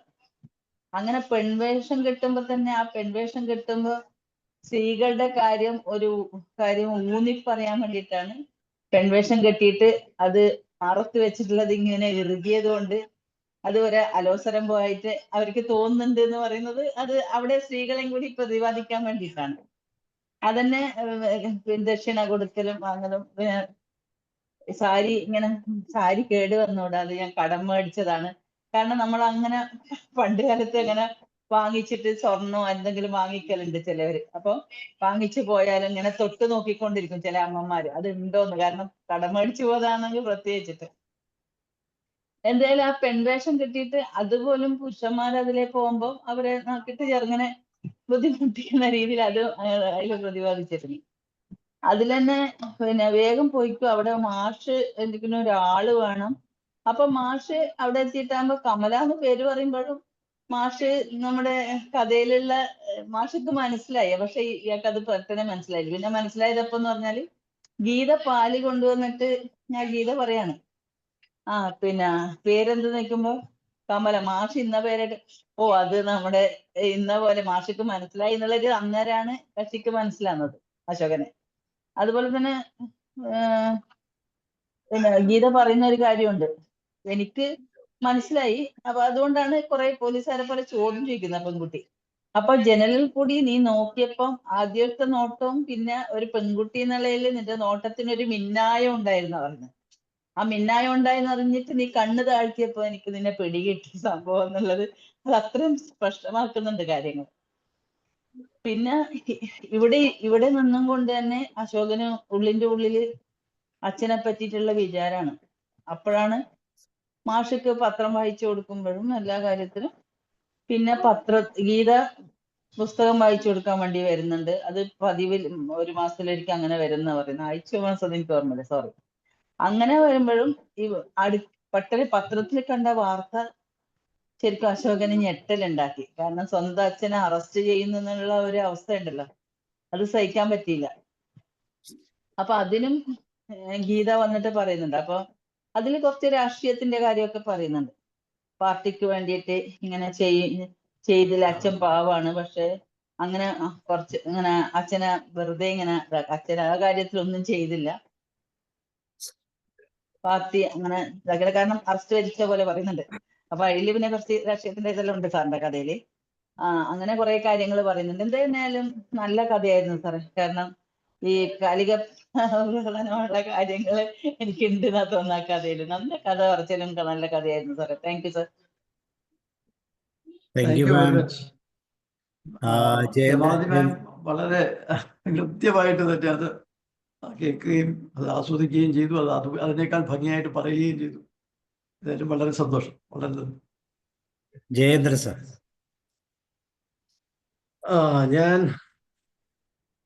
ഞാൻ സത്യത്തിലേ ഈ കഥ മൊത്തം കേട്ടപ്പോഴേ നമ്മൾ ആരെങ്കിലും ഒരു സെക്കൻഡ് ആലോചിച്ചാൽ ഈ നമ്മൾ ചെയ്യാത്ത ഒരു കാര്യത്തിന് വേണ്ടി നമ്മൾ പിടിക്കപ്പെടും എന്നുള്ള ഒരു ടെൻഷൻ, അതും ചെറിയൊരു സംഗതിയല്ല. അകത്ത് പോയാൽ ജാമ്യം പോലും കിട്ടാത്ത രീതിയിൽ വളരെ ഡിഫറൻ്റ് ആയിട്ടുള്ള ഒരു അറ്റ്മോസ്ഫിയറിലൊക്കെ നമ്മൾ ഇരിക്കുകയും അകത്ത് പിടിച്ച് വിടുകയും ഒക്കെ ചെയ്യുന്ന ഒരു സംഘർഷം നിറഞ്ഞ ഒരു അവസ്ഥയിലേക്ക് ഒരു പരീക്ഷയ്ക്ക് പഠിക്കുന്ന ഒരു കുട്ടിയാണ്. എന്തായാലും ഒരു MA-ക്ക് മേളിലുള്ള ഒരു വിദ്യാഭ്യാസമല്ല. ഈ കഥയിൽ എനിക്ക് മനസ്സിലായത് ഒരു ഡിഗ്രി ലെവൽ നമുക്ക് കൂട്ടാം. പിറ്റേ ദിവസം രാവിലെ പരീക്ഷയ്ക്ക് പ്രിപ്പയർ ചെയ്തുകൊണ്ടിരിക്കുമ്പോൾ ഇടുത്തി വീഴുന്നതിന് കൂട്ടി ഇങ്ങനൊരു സംഭവം ഉണ്ടാകുമ്പോൾ ഒരൊറ്റ സെക്കൻഡ് കൊണ്ട് ആ മനുഷ്യന്റെ മനസ്സിൽ വരുന്ന ഒരു മാറ്റവും ഒരു തയ്യാറെടുപ്പും ചങ്കിടിപ്പും അതിന്റെ ഒരു അനുഭവം എന്ന് പറയുന്നത് നമ്മൾ ഈ പറയുന്ന പോലെ അത്ര നിസ്സാരമായിട്ടൊരു സംഗതിയല്ല. നിമിഷങ്ങൾക്കുള്ളിൽ ഒരാൾ വരുന്നു. ഈ കഥ കാണാനും സിനിമ കാണാനും ഒക്കെ എളുപ്പമാണ്, പക്ഷെ സ്വന്തം ജീവിതത്തിൽ ഇങ്ങനത്തെ ഒരു സംഭവം വന്നു കഴിയുമ്പോൾ ഒരു എംപത്തറ്റിക്കലായിട്ട് നമ്മളൊന്ന് ആലോചിച്ച് നോക്കുമ്പോൾ നമുക്കറിയാം നമ്മൾ എന്ത് ചെയ്യും, നമ്മളാണ് എന്ത് ചെയ്യും. അതിന് അനുകൂലമായ ഒരു സാഹചര്യം വരികയും ഇനി ഒരു പരിചയമില്ലാത്ത ഒരാളിന്റെ വീട്ടിൽ പോയിട്ട് അവിടെ അതും വയ്യാതിരിക്കുന്ന ഒരാളിന്റെ മുമ്പിൽ ചെന്നിട്ട് അങ്ങനെ പരിചരിക്കാനും കാര്യങ്ങളും ഒക്കെ ഉള്ളൊരു നിർദ്ദേശവും കൂടെ കിട്ടുമ്പോ ഒന്നാമത് പിടിക്കപ്പെടുമെന്നോ പേടിയും എല്ലാം മനസ്സിന്റെ ഒരു ടർമോയിൽ പോലെ നിൽക്കുമ്പോൾ അതുമായിട്ട് അഡ്ജസ്റ്റ് ചെയ്യാൻ പ്രയാസപ്പെട്ട് നിൽക്കുമ്പോൾ ഉണ്ടാകുന്ന ഒരു മാനസിക സംഘർഷം ഉണ്ടല്ലോ. അത് ആക്ച്വലി ഞാൻ ആ കഥ കേട്ടപ്പോ ഞാൻ അതിലൂടെ ഒക്കെ കടന്നു പോകായിരുന്നു ശരിക്കും പറഞ്ഞു. അതാ നമ്മുടെയൊക്കെ ജീവിതത്തിൽ അത് വന്നു കഴിയുമ്പോൾ പിന്നെ വളരെ വളരെ എഫക്റ്റീവായിട്ട് ഒരു സാധനം അതിനിടയ്ക്ക് പറഞ്ഞിട്ടുണ്ടായിരുന്നു. ഒരു പെൺകുട്ടിയെ കണ്ടപ്പോ ഈ കണ്ണിന്റെ ഗ്ലാൻസ് ഒന്നും മാറിയപ്പോ അവർക്ക് പിടികിട്ടി ഇവൻ ആണാണെന്ന്. ഞാനൊരു അനുഭവം പറയാം, വേറെ ആംഗിൾ എടുക്കണ്ട. 60 കിലോമീറ്റർ സ്പീഡിൽ ഞാൻ വണ്ടി ഓടിച്ചോണ്ടിരിക്കുകയാണ്. എന്റെ ഓപ്പോസിറ്റ് ഒരു സ്ത്രീയല്ല, ഒരു പെൺകുട്ടി കടന്നു വരുന്നുണ്ടായിരുന്നു. എന്റെ കണ്ണ് ഒരു ഫ്രാക്ഷൻ ഓഫ് എ സെക്കൻഡ് ഒന്ന് പാളിയതേ ഉള്ളൂ. ഞാൻ എത്ര സ്പീഡിലാണ് ആ വണ്ടിയിൽ ഇരിക്കുന്നതെന്ന് ആലോചിക്കും. ആ സെക്കൻഡില് ആ പെൺകുട്ടി റിയാക്ട് ചെയ്ത് അവിടെ എന്ന് പറഞ്ഞാൽ അവരുടെ ഡ്രസ്സൊക്കെ റെഡിയാക്കുന്നു. ഞാൻ എന്റെ അടുത്തിരിക്കുന്ന എന്റെ ഫ്രണ്ടിനോട് ചോദിച്ചു, ജസ്റ്റ് ഞാൻ അവരെ നോക്കിയപ്പോൾ തന്നെ അവർക്ക് ആ ഒരു ഫ്രാക്ഷൻ ഓഫ് സെക്കൻഡ് കൊണ്ട് എങ്ങനെ തിരിച്ചറിയാൻ പറ്റിയെന്ന് ഞാൻ അവരോട് ചോദിച്ചു. ഈ എന്റെ അടുത്തിരിക്കുന്ന ഫ്രണ്ടിനോട് ചോദിച്ചു. അയാൾ പറഞ്ഞ മറുപടി അതാണ് പെണ്ണ്. അത് വളരെ സമർത്ഥമായിട്ട് ഞാൻ സത്യം പറഞ്ഞ ആ ഒറ്റ സെക്കൻഡോടെ ഈ സീൻ ആലോചിച്ചു. ഒരു സ്ത്രീയെ സംബന്ധിച്ചോളം ഒരാണിനെ ഐഡന്റിഫൈ ചെയ്യാൻ എത്ര ഈസി ആയിട്ടാണ് അവർ ആ ഒരു സെക്കൻഡിനുള്ളിൽ തന്നെ തിരിച്ചറിയുന്നത്. അതൊരു അപാര സംഭവം കേട്ടോ. അത് കഥാകൃത്ത് അത് ഉപയോഗിച്ചിരിക്കുന്നത് വളരെ എന്താണ് പറയുന്നത്, കറക്റ്റ് ലൈനാണ്. അതൊരു ഫാക്റ്റുമാണ് കേട്ടോ. ഇത് ഒരു റിയാലിറ്റിയാണ് ഈ സാധനം. അപ്പൊ അതൊന്ന്. രണ്ടാമത്തേത്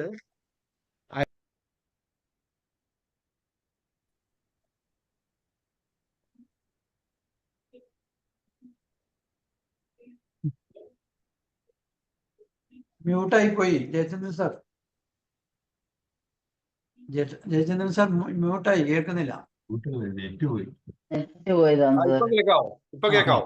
കേൾക്കാം കേൾക്കാം. അപ്പൊ ഞാൻ പറയുന്നത് ഇപ്പൊ അച്ഛന് വേണ്ടിയാണ് എന്ന് പറയുന്നുണ്ടെങ്കിലും ഈ ആള് ചെയ്യാത്ത ഒരു കുറ്റത്തിന് അത് ആർക്ക് വേണ്ടി ആയിക്കോട്ടെ, ചെയ്യാത്ത ഒരു കുറ്റത്തിന് നമ്മളൊരു കുറ്റം ഏറ്റെടുക്കുമ്പോ നമ്മുടെ മനസ്സിൽ ഉണ്ടാകുന്ന ഒരു ഡൈലമയുണ്ടല്ലോ. നമ്മള് ചെയ്യാതെ നമ്മള് ഇങ്ങനെയൊക്കെയുള്ള ഒരു വിഷയത്തിൽ നമ്മൾ ചെന്നുപെടുമ്പോൾ ഉണ്ടാകുന്ന ഹൃദയത്തിൽ ഉണ്ടാകുന്ന ഒരു ടെൻഷനും അയാളുടെ പാൽപിറ്റേഷൻ എനിക്ക് ഫീൽ ചെയ്യുന്നുണ്ടായിരുന്നു. സാറ് ശിവരാജ് സാർ ആ കഥ പറഞ്ഞപ്പോഴേ ഈ കുട്ടിയുടെ മനസ്സിൽ ഈ ഇൻഫർമേഷൻ അയാളുടെ അച്ഛനയച്ച ആള് വന്ന് സംസാരിക്കുമ്പോൾ ആ ഒരു ഫ്രാക്ഷൻ ഓഫ് എ സെക്കൻഡ് കൊണ്ട് അയാളുടെ ഹാർട്ട് ബീറ്റ്സ് എത്ര റേറ്റിൽ, ഒരു 72 ഒന്നും അല്ല, ഒരു 100-110 ബീറ്റ് ചെയ്തിട്ടുണ്ടാവും അയാളുടെ. എന്ന് പറഞ്ഞാൽ അയാളുടെ സിസ്റ്റം മൊത്തം ഒരു ഫ്രാക്ഷൻ ഓഫ് എ സെക്കൻഡ് കൊണ്ട് വേറൊരു അവസ്ഥയിലേക്ക് മാറുന്നത്. അത് ഈ പറഞ്ഞ ആ കഥ പ്രസന്റ് ചെയ്തപ്പോൾ അത് എനിക്ക് മനസ്സിലായി, അല്ലെങ്കിൽ എനിക്കത് ഫീൽ ചെയ്തു ശരിക്കും പറഞ്ഞാൽ. ആൾ ടുഗദർ അത് നമ്മളുടെ കൊറ്റംകുളങ്ങര അവിടെ ആ സ്ത്രീവേഷം അണിയുന്ന ഒരു പുരുഷന്റെ ഇൻവോൾവ്മെന്റ് കറക്റ്റായിട്ട് അത് ഉപയോഗിച്ച് അതിന്റെ അനുബന്ധമായിട്ട് അയാൾ വേറൊരു സ്ഥലത്ത് പോയി പരിചിതമല്ലാത്ത ഒരു സാഹചര്യങ്ങളിൽ അഡ്ജസ്റ്റ് ചെയ്യാനും ഒക്കെ വളരെ സൂപ്പർ കഥയായിരുന്നു കേട്ടോ. അത് അതിന്റെ ഓരോ പോയിന്റും സത്യം പറഞ്ഞാല് ഞാൻ നന്നായിട്ട് എൻജോയ് ചെയ്തു. ഒരു എഫക്റ്റീവ് സ്റ്റോറി എന്നൊക്കെ പറയാം. നമുക്ക് അത് കേൾക്കുമ്പോൾ നമ്മുടെ മനസ്സിലൊരു ഇമ്പാക്റ്റ് ഉണ്ടാവണമല്ലോ. അത് ശരിക്കും അതിനകത്തെ ഈ പറഞ്ഞ ഗീത എന്ന് പറയുന്ന ആ പെൺകുട്ടിയും ഈ കഥാനായകനും അച്ഛന്റെ ആ ഇഷ്യൂസുമായിട്ട് ബന്ധപ്പെട്ടുള്ള സാഹചര്യങ്ങളും എല്ലാം എല്ലാം കൂടെ ചേർന്ന് ഷോർട്ട് ബട്ട് എഫക്റ്റീവ് ഈ രീതിയിലുള്ള ഒരു ഫീലാണ് എനിക്കുണ്ടായത്. വളരെ നന്നായിരുന്നു. അത് ശരിക്കും ഞാൻ എൻജോയ് ചെയ്തു. അടിപൊളി പ്രോഗ്രാമാണ്. അതായത് ഈ ഓരോ കഥകൾ നമ്മൾ കേൾക്കുമ്പോഴല്ലോ ആ കഥയുടെ കഥാപാത്രങ്ങളിലൂടെ നമ്മൾ ഒരു സെക്കൻഡ് അവരിലൂടെ ഒന്ന് കടന്നു പോകുമ്പോൾ നമ്മുടെ മനസ്സിൽ അങ്ങനെ ഒരു ഇമ്പാക്റ്റ് കിട്ടുന്നുണ്ടെങ്കിൽ അത് നല്ല കഥ. അതായത് മനുഷ്യന്റെ മനസ്സിനെ സ്വാധീനിക്കുന്ന, ഇൻഫ്ലുവൻസ് ചെയ്യാൻ പറ്റുന്ന കണ്ടന്റഡ് ആയിട്ടുള്ള സ്റ്റോറീസ് ആണെങ്കിൽ മാത്രമേ ആ ഒരു ഫീല് നമുക്ക് വരത്തുള്ളൂ. അത് ഈ കഥയിൽ വന്നിട്ടുണ്ട്. 100% സക്സസ്ഫുൾ ആയിട്ടുള്ള ഒരു സ്റ്റോറിയാണ്. Thank you. Thank you Jayachandran sir. വളരെ ഡീപ്പായിട്ട് വളരെ മനസ്സിൽ തട്ടിയുള്ള ചില കാര്യങ്ങളാണ് പറഞ്ഞത്. ഏതായാലും വളരെ സന്തോഷം. Thank you sir. ഇത് രമാവതി മാം പറഞ്ഞ ആരാണ്? വേറെ എന്തോ സ്ക്രീൻ വന്നല്ലോ സാറേ. സന്തോഷ് കീഴാറ്റൂരിന്റെ. സന്തോഷ് കീഴാറ്റൂർ.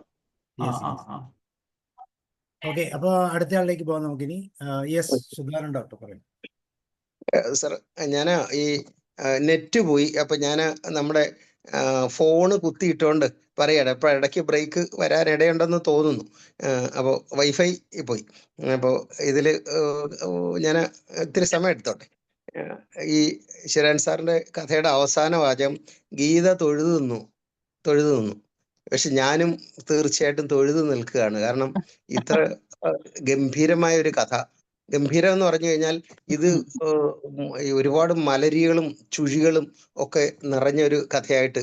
അപ്പൊ ഇതിലെ ഈ ക്ഷേത്രത്തിലെ പുരുഷന്മാർ സ്ത്രീവേഷം കെട്ടുന്ന ഇതൊക്കെ വായിച്ചപ്പോൾ എനിക്ക് ഓർമ്മ വന്നത്, ഞാൻ 2 ചേച്ചിമാരുടെ താഴെയുള്ള ഒരാളാണ്. അപ്പൊ ഈ വെക്കേഷൻ സമയത്ത് അവരുടെ പ്രധാന വിനോദം എന്നെ കണ്ണെഴുതി പൊട്ടൊക്കെ തൊടിയിച്ച് പാവാടിയും ബ്ലൗസും ഒക്കെ, ഇപ്പോഴത്തെ ഈ മോഡേൺ ഡ്രസ് അല്ല, അതൊക്കെ ഇടിയിച്ച് എന്നെ പെൺകുട്ടിയായിട്ട് കളിപ്പിക്കുക ഇവരുടെ വലിയൊരു വിനോദമായിരുന്നു. അപ്പൊ ഞാനത് ആണ് ആദ്യം ആലോചിച്ചു പോയത്. പിന്നെ ഇതിൽ ഈ കഥാപാത്രങ്ങൾ ഇത് വളരെ വളരെ സാറ് ഇങ്ങനെ മൈക്രോ ലെവൽ ശ്രദ്ധിച്ച് ഉണ്ടാക്കിയെടുത്ത ഒരു വലിയ ക്രാഫ്റ്റാണ് ഇതിൽ കാണാൻ പറ്റുന്നത്. ഇതിനകത്തൊരു ദേവകി ചേച്ചിയുണ്ട്, പാവം. ഒരു അശോകനുണ്ട്, അശോകൻ സമർത്ഥൻ, വാഹിദ് ഉണ്ട്, ഗീതയുണ്ട്, മാഷുണ്ട്, പിന്നെ സതീന്നോ മറ്റോ പറഞ്ഞ ഒരു പഴയ കാമുകി, ഇവരൊക്കെ ഉണ്ട്. ഇവരെയൊക്കെ അങ്ങോട്ട് എടുത്ത് കാണിക്കുന്ന കൂട്ടത്തിൽ തന്നെ സാർ കുറേ ഒബ്സർവേഷൻസ് ഇതിൽ ചേർത്തിയിട്ടുണ്ട്.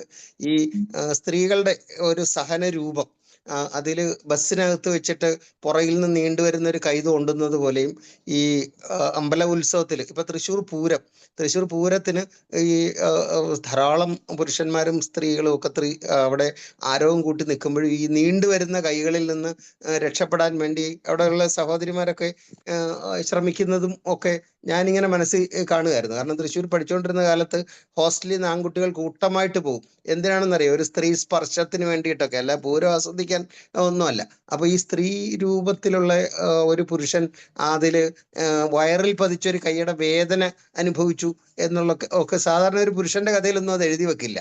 അത് സ്ത്രീകളുടെ മാത്രം സ്വകാര്യ വേദനയായിട്ടൊക്കെ നിൽക്കുന്നതായിരിക്കും. പക്ഷെ അതിൻ്റെ ഇടയിൽ സാറൊരു ഗംഭീരമായിട്ട് ഉള്ള ഒരു ഒരു ഒരു ഒരു കഷ്ണം അതിൽ ചേർത്തു. ഈ സതി എഴുതിയൊരു വാചകം, തൊട്ടശുദ്ധമാക്കാനുള്ളതല്ല നല്ല സൗഹൃദം എന്ന് പറഞ്ഞിട്ട് ഈ സതി ഇദ്ദേഹത്തിനെ ഓർമ്മിപ്പിച്ചതും, അതിൻ്റെ ഇടയിൽ ആ ബൈക്ക് കൊണ്ട് അങ്ങാതിമാർ ചേർന്ന് ചേസ് ചെയ്യുന്നതും ഒക്കെ ആയിട്ടുള്ള ഒരു ഇത്. അതിനകത്തും പിന്നെ പുരുഷന്റെ ചതിവ് കാണിക്കുന്നുണ്ട്. ഈ പാവം ദേവകി ചേച്ചി ചതിച്ചുകൊണ്ട് ആ സാരി തിരിച്ചു കൊടുക്കാതെ അവരുടെ കയ്യിലേക്ക് ഈ മറ്റേ വിളക്ക് അത് ഏൽപ്പിച്ചു കൊടുത്തിട്ട് അവിടുന്ന് മുങ്ങുന്ന അശോകൻ. പുരുഷൻ അങ്ങനെയാണ്, എപ്പോഴും കാര്യം കഴിഞ്ഞു കഴിഞ്ഞാൽ പിന്നെ ഇടം വലം നോക്കാതെ മുങ്ങിപ്പോകുന്ന ഒരു സ്വഭാവം. അത് വളരെ എനിക്ക് അത് ഒരുപാട് സ്പർശിച്ചു. ഞാൻ അവിടെ ഈ വിളക്കും പിടിച്ചുകൊണ്ട് നിൽക്കുന്ന ഈ തിരിച്ചു വരാവുന്ന അശോകനെ കാത്തു നിൽക്കുന്ന ആ ദേവകി ചേച്ചിയുടെ മഹാസങ്കടം ഞാൻ ആലോചിക്കായിരുന്നു. കാരണം അവരുടെ ഈ വീട്ടുടമയിൽ നിന്ന്, മുതലാളിച്ചയിൽ നിന്ന് ഇരന്ന് വാങ്ങിയ ഒരു സാരി സാരി കൊടുത്തു. പക്ഷെ ആ പട്ടുസാരിയും കൊണ്ട് ഈ കള്ളൻ മുങ്ങി അവര് നിസ്സഹായമായിട്ട് നേരം വെളുക്കുന്നവരെ അവിടെ ഈ വിളക്കും പിടിച്ചു നിൽക്കുന്ന ആ സ്ത്രീയെ ഞാനിങ്ങനെ വല്ലാതെ സങ്കടപ്പെട്ട് കാണുകയാണ്. ഈ മാഷ് ബൃഹന്തള ആക്കുന്നതിന് മുന്നേ തന്നെ ഞാൻ ഈ അശോകനെ ബൃഹന്തള ആക്കിയിരുന്നു.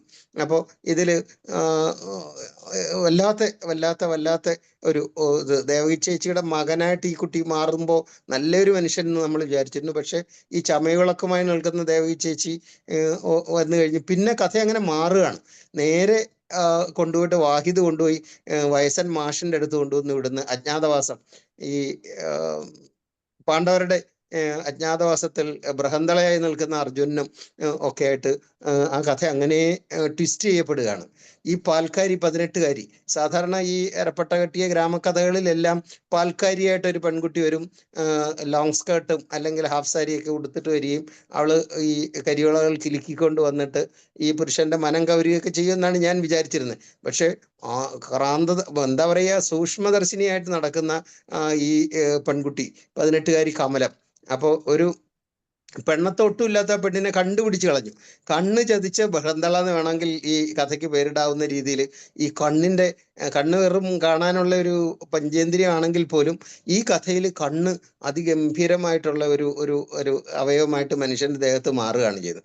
അപ്പൊ അതിൽ സാറിന്റെ ഒരു വരി, എന്താ പറയുക, വഴി ഇറങ്ങിപ്പോയ ആളിനെ പിന്നിലേക്ക് തള്ളിക്കൊണ്ട് മുന്നോട്ട് പായുന്ന ലോകം എന്ന മറ്റൊരു സെന്റൻസ് ഉണ്ടായിരുന്നു. വഴിയിൽ ഇറങ്ങിയ ട്രെയിൻ പാഞ്ഞു പോകുമ്പോൾ ഒരു സ്റ്റേഷനിൽ നിന്നിട്ട് ഇറങ്ങിയ ആളിനെ പിന്തള്ളിക്കൊണ്ട് മുന്നോട്ട് ഓടിപ്പോകുന്ന പോലുള്ള ലോകം അതിൽ.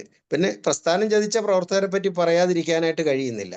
കാരണം അതിപ്പോൾ TP ആയാലും എന്തായാലും. ഇന്നത്തെ വൈകുന്നേരം ഞാൻ ഈ ഫോണിൽ ഈ ഷാജൻ സ്കറിയ എന്ന് പറഞ്ഞൊരു മറ്റേ ചാനൽ നടത്തുന്ന ആളിൻ്റെ അറസ്റ്റും ഒക്കെ ഞാൻ അറിയായിരുന്നു. അപ്പോൾ അതിൽ ഈ നമ്മളെ കുറ്റം ചാർത്തി കഴിഞ്ഞു കഴിഞ്ഞാൽ പിന്നെ അത് രക്ഷപ്പെടാൻ പറ്റാതെ നമ്മൾ ഈ ചതുപ്പ് നിലത്തിൽ താഴ്ന്നു പോകുന്നത് പോലെയുള്ള ഒരു ആസുര രാഷ്ട്രീയം, കൊല്ലുന്ന പാർട്ടിയും എല്ലാം കൂടെ ചേർന്ന്. സാർ ഇതിനകത്ത് എന്തൊക്കെയാണ് കയറ്റി വെച്ചിരിക്കുന്നത്? ഇതിനകത്ത് അങ്ങനെ ഈ ഒരു ഉത്സവത്തിൽ അങ്ങോട്ട് തുടങ്ങി, അതും കഴിഞ്ഞിട്ട് അവിടെ സ്ത്രീവേഷം വന്നു, സ്ത്രീകളെ പറ്റിയിട്ടുള്ള പുരുഷന്മാരുടെ കാഴ്ചപ്പാട് വന്നു, പിന്നെ ഈ പ്രണയത്തിൽ സംഭവിക്കാവുന്ന മാലിന്യങ്ങളെ പറ്റി വരുന്നു. അത് കഴിഞ്ഞ് ഈ മാഷന്മാർ വലിയ ബുദ്ധിമാന്മാരും മണത്തറിയുന്നവരും ഒക്കെയാണ്. കാരണം കുട്ടികളുടെ മനഃശാസ്ത്രം ജീവിതകാലം മുഴുവൻ കണ്ടിട്ടുള്ളവർക്കറിയാം ഒരു പുരുഷനാണോ സ്ത്രീയാണോ സഹായിയായിട്ട് വന്നത് എന്നൊക്കെ കണ്ണടച്ച് കിടന്നാലും അറിയാൻ പറ്റുന്ന രീതിയിൽ അത് ഈ നള എന്ന പേര് കൊടുത്തു, വലിയ പണ്ഡിതനായ മാഷ്. അപ്പോൾ ഈ പാർട്ടിക്കാരുടെ കൊലപാതകവും ഒക്കെ കൂടെ അത് ഇന്ന് വളരെ എന്താ പറയുക, വലിയ പ്രസക്തിയുള്ള ഒരു ഗംഭീരമായൊരു കഥയാണ് സാറ് ഇവിടെ അവതരിപ്പിച്ചത്. കാരണം തീർച്ചയായിട്ടും ഗീത തൊഴുതു നിന്നു. കാരണം ഈ വടിവാളും കൊണ്ട് മുറ്റത്ത് ചാടി അഭ്യാസം നടത്തിയത്, ഇന്നലെ ഈ തുടരും സിനിമ കണ്ടപ്പോൾ മോഹൻലാൽ ഈ വലിയ അഭ്യാസം കാണിച്ച് പോലീസ് ഉദ്യോഗസ്ഥരെയൊക്കെ കീഴ്പ്പെടുത്തിയതൊക്കെ കണ്ടപ്പോൾ ഈ അശോകൻ മുറ്റത്ത് ചാടി ഇറങ്ങി വടിവാളുമായിട്ട് നിന്ന് വടക്കൻ വീരഗാഥയിലെ പ്രകടനങ്ങളൊക്കെ കാണിച്ചു കഴിഞ്ഞപ്പോഴൊക്കെ ഇതിനകത്ത് സ്റ്റണ്ടുണ്ട്, പ്രണയമുണ്ട്, നിരാശയുണ്ട്, ഇതിനകത്ത് ഭയങ്കര വിഷ്വൽസ് ആണ്, അതിഗംഭീരമായ വിഷ്വൽസ്. ഇതൊരു സിനിമയാക്കിയാൽ ഈ തുടക്കത്തിൽ ഈ പെൺവേഷം കെട്ടിയ സുന്ദരി പെണ്ണുങ്ങളായിട്ട് വരുന്ന പുരുഷന്മാരിൽ അങ്ങോട്ട് തുടങ്ങി അതിങ്ങനെ സംഭവങ്ങൾ അങ്ങോട്ട് മുറുക്കി കയറ്റി അവസാനം കൊണ്ടുവന്ന് തൊഴുതു നിൽക്കുന്ന ഗീതയിൽ സാർ ഈ കഥ അവസാനിപ്പിച്ചു. ഭയങ്കര ഒരു ക്രാഫ്റ്റാണ് സാർ ഇത്. കഥയൊന്നും അല്ല ഇത് ഭയങ്കര ഗംഭീരമായിട്ട് മഹാഭാരതം മൊത്തം സാർ ഇതിനകത്ത് കയറ്റി അങ്ങോട്ട് വെച്ചു. ബൃഹന്തള വരെ ഇതിനകത്ത് ഈ വന്നത് മഹാഭാരതത്തിൻ്റെ ആറ്റിക്കുറുക്കിയ ഒരു രൂപമായിട്ടാണ് ഞാൻ ഇത് കാണുന്നത്. അതേപോലെ ഈ താളമേളങ്ങളൊക്കെ കേൾക്കുമ്പോൾ ഞാൻ TV ഇന്ന് ഈ ഏലത്താളവും പഞ്ചവാദ്യവും ഒക്കെ കൂടെ ചേർത്ത് ഇങ്ങനെ കാണിക്കുമ്പോൾ ശരീരത്തിൽ സുഷിരങ്ങൾ വീണ് അന്തരീക്ഷഭാവം, ഈ ശബ്ദം കയറി ഇറങ്ങുന്ന പോലുള്ളൊരു വലിയ അനുഭവം. എന്തായാലും തൃശ്ശൂർ പൂരത്തിൻ്റെ അന്ന് ഈ മേളപ്പെരുമേലിരിക്കുമ്പോൾ ഇത് കേൾക്കാൻ കഴിഞ്ഞുണ്ട്. അതുകൊണ്ട് ഈ ചാർജ് തീർന്നു പോയ ഫോണുമായിട്ട് ഞാൻ റൂമിൽ കയറി കഥ കടച്ച് എൻ്റെ ഭാര്യയോടെ ഈ മേളം ആസ്വദിച്ചുകൊണ്ടിരിക്കുകയാണ്. എന്തായാലും ഗംഭീരമായൊരു കഥ കേട്ട ഒരു സന്തോഷം. സാറിൻ്റെ ഈ കഥ ഒരു മലയാളത്തിലെ എണ്ണപ്പെട്ട ക്ലാസിക് കഥകളിൽ ഒന്നായിട്ട് തന്നെ എടുത്തു വെക്കാൻ പാകത്തിനുള്ള ഒരു കഥയായിട്ട് ഞാൻ ഇതിനെ കണക്കാക്കുകയാണ്. ഈ വർഷം കേട്ടതിൽ ഏറ്റവും ബെസ്റ്റ് കഥയ്ക്കുള്ള അവാർഡ് ഞാൻ സമ്മാനിക്കുന്നു. Thank you sir. എന്ത് വേണം അല്ലേ? വാക്കുകളിൽ അവാർഡ് സ്നേഹപൂർവ്വം സ്വീകരിക്കുന്നു. ഇരിയാലുള്ള ലീന മാം ഉണ്ട്, സ്നേഹലത മാം ഉണ്ട്, വിൻസെന്റ് സാറുണ്ട്. ആരെങ്കിലും പറയും? ശിവദാസ് ഷനായി സാർ കേൾക്കാമോ? സാർ അഡ്മിറ്റ് ചെയ്ത് പറയാമോ? ശിവദാസ് സാർ കേൾക്കാമോ?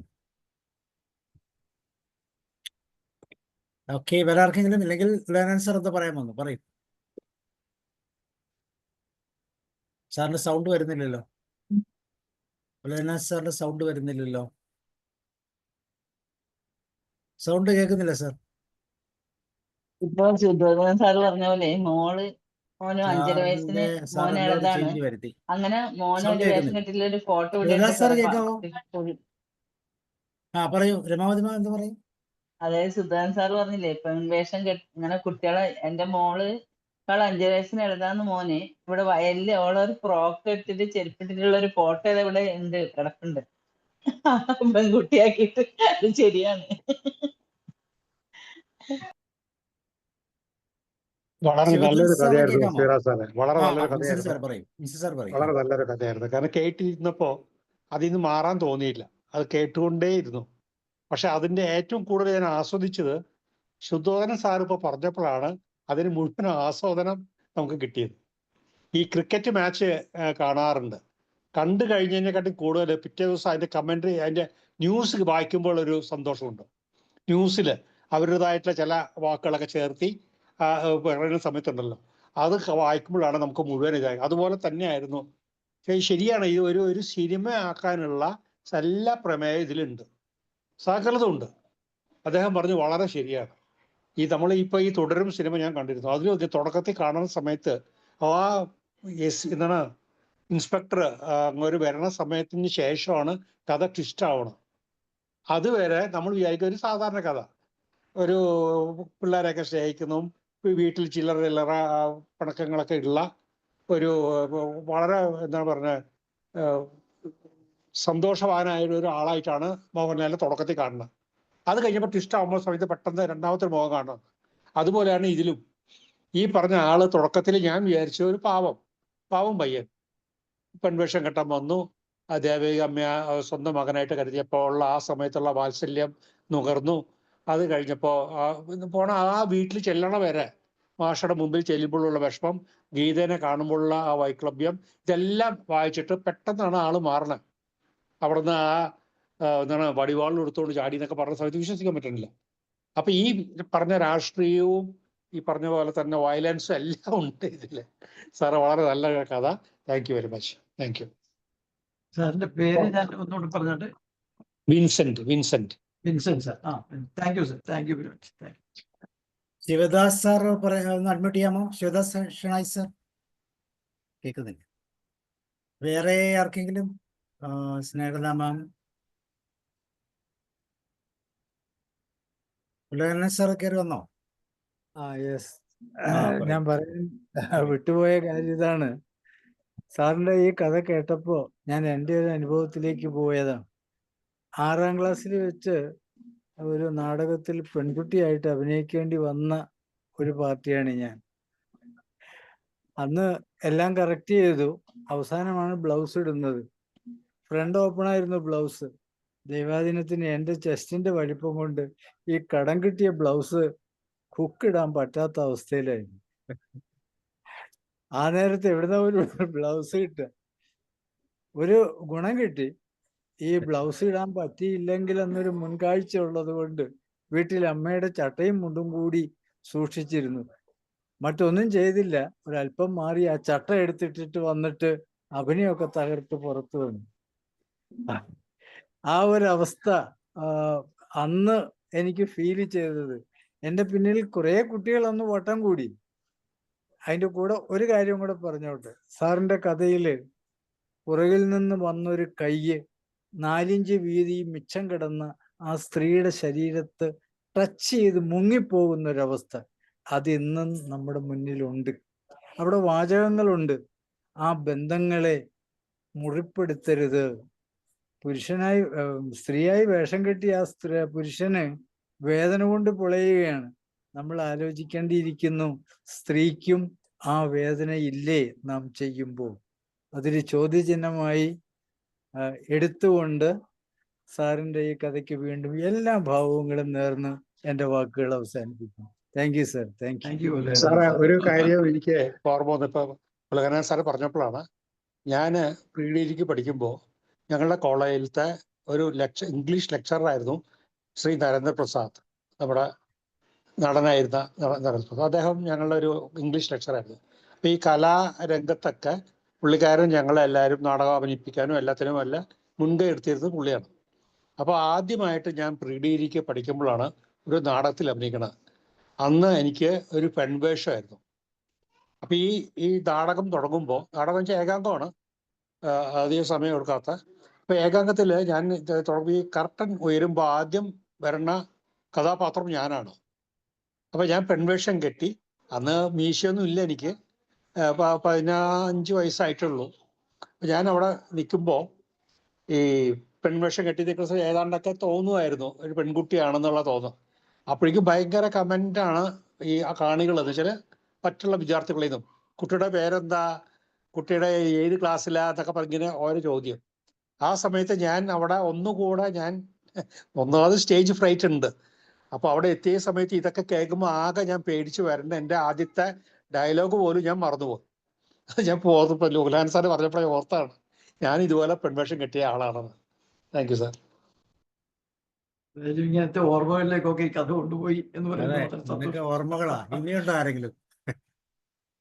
അതന്നെ സാറിപ്പോ അതില് ഞാനല്ല, എന്നിലുള്ള ഒരു ഞാനുണ്ട് എന്ന് പറഞ്ഞു അല്ലെ, ഉള്ളിലുള്ള ഞാൻ, അങ്ങനെ ഒരു അതെ വാക്ക് അതെ ഉണ്ട്. അതെ. ആ അപ്പൊ എനിക്കൊന്ന് ചില പാട്ടുകളിൽ തന്നെ ഞാനതിപ്പോ സാറ് പറയുമ്പോ മുന്തിരി മാറത്ത് ചായുന്ന നേരത്ത് എന്നിലെ എന്നെ ഞാൻ തിരിച്ചറിഞ്ഞു.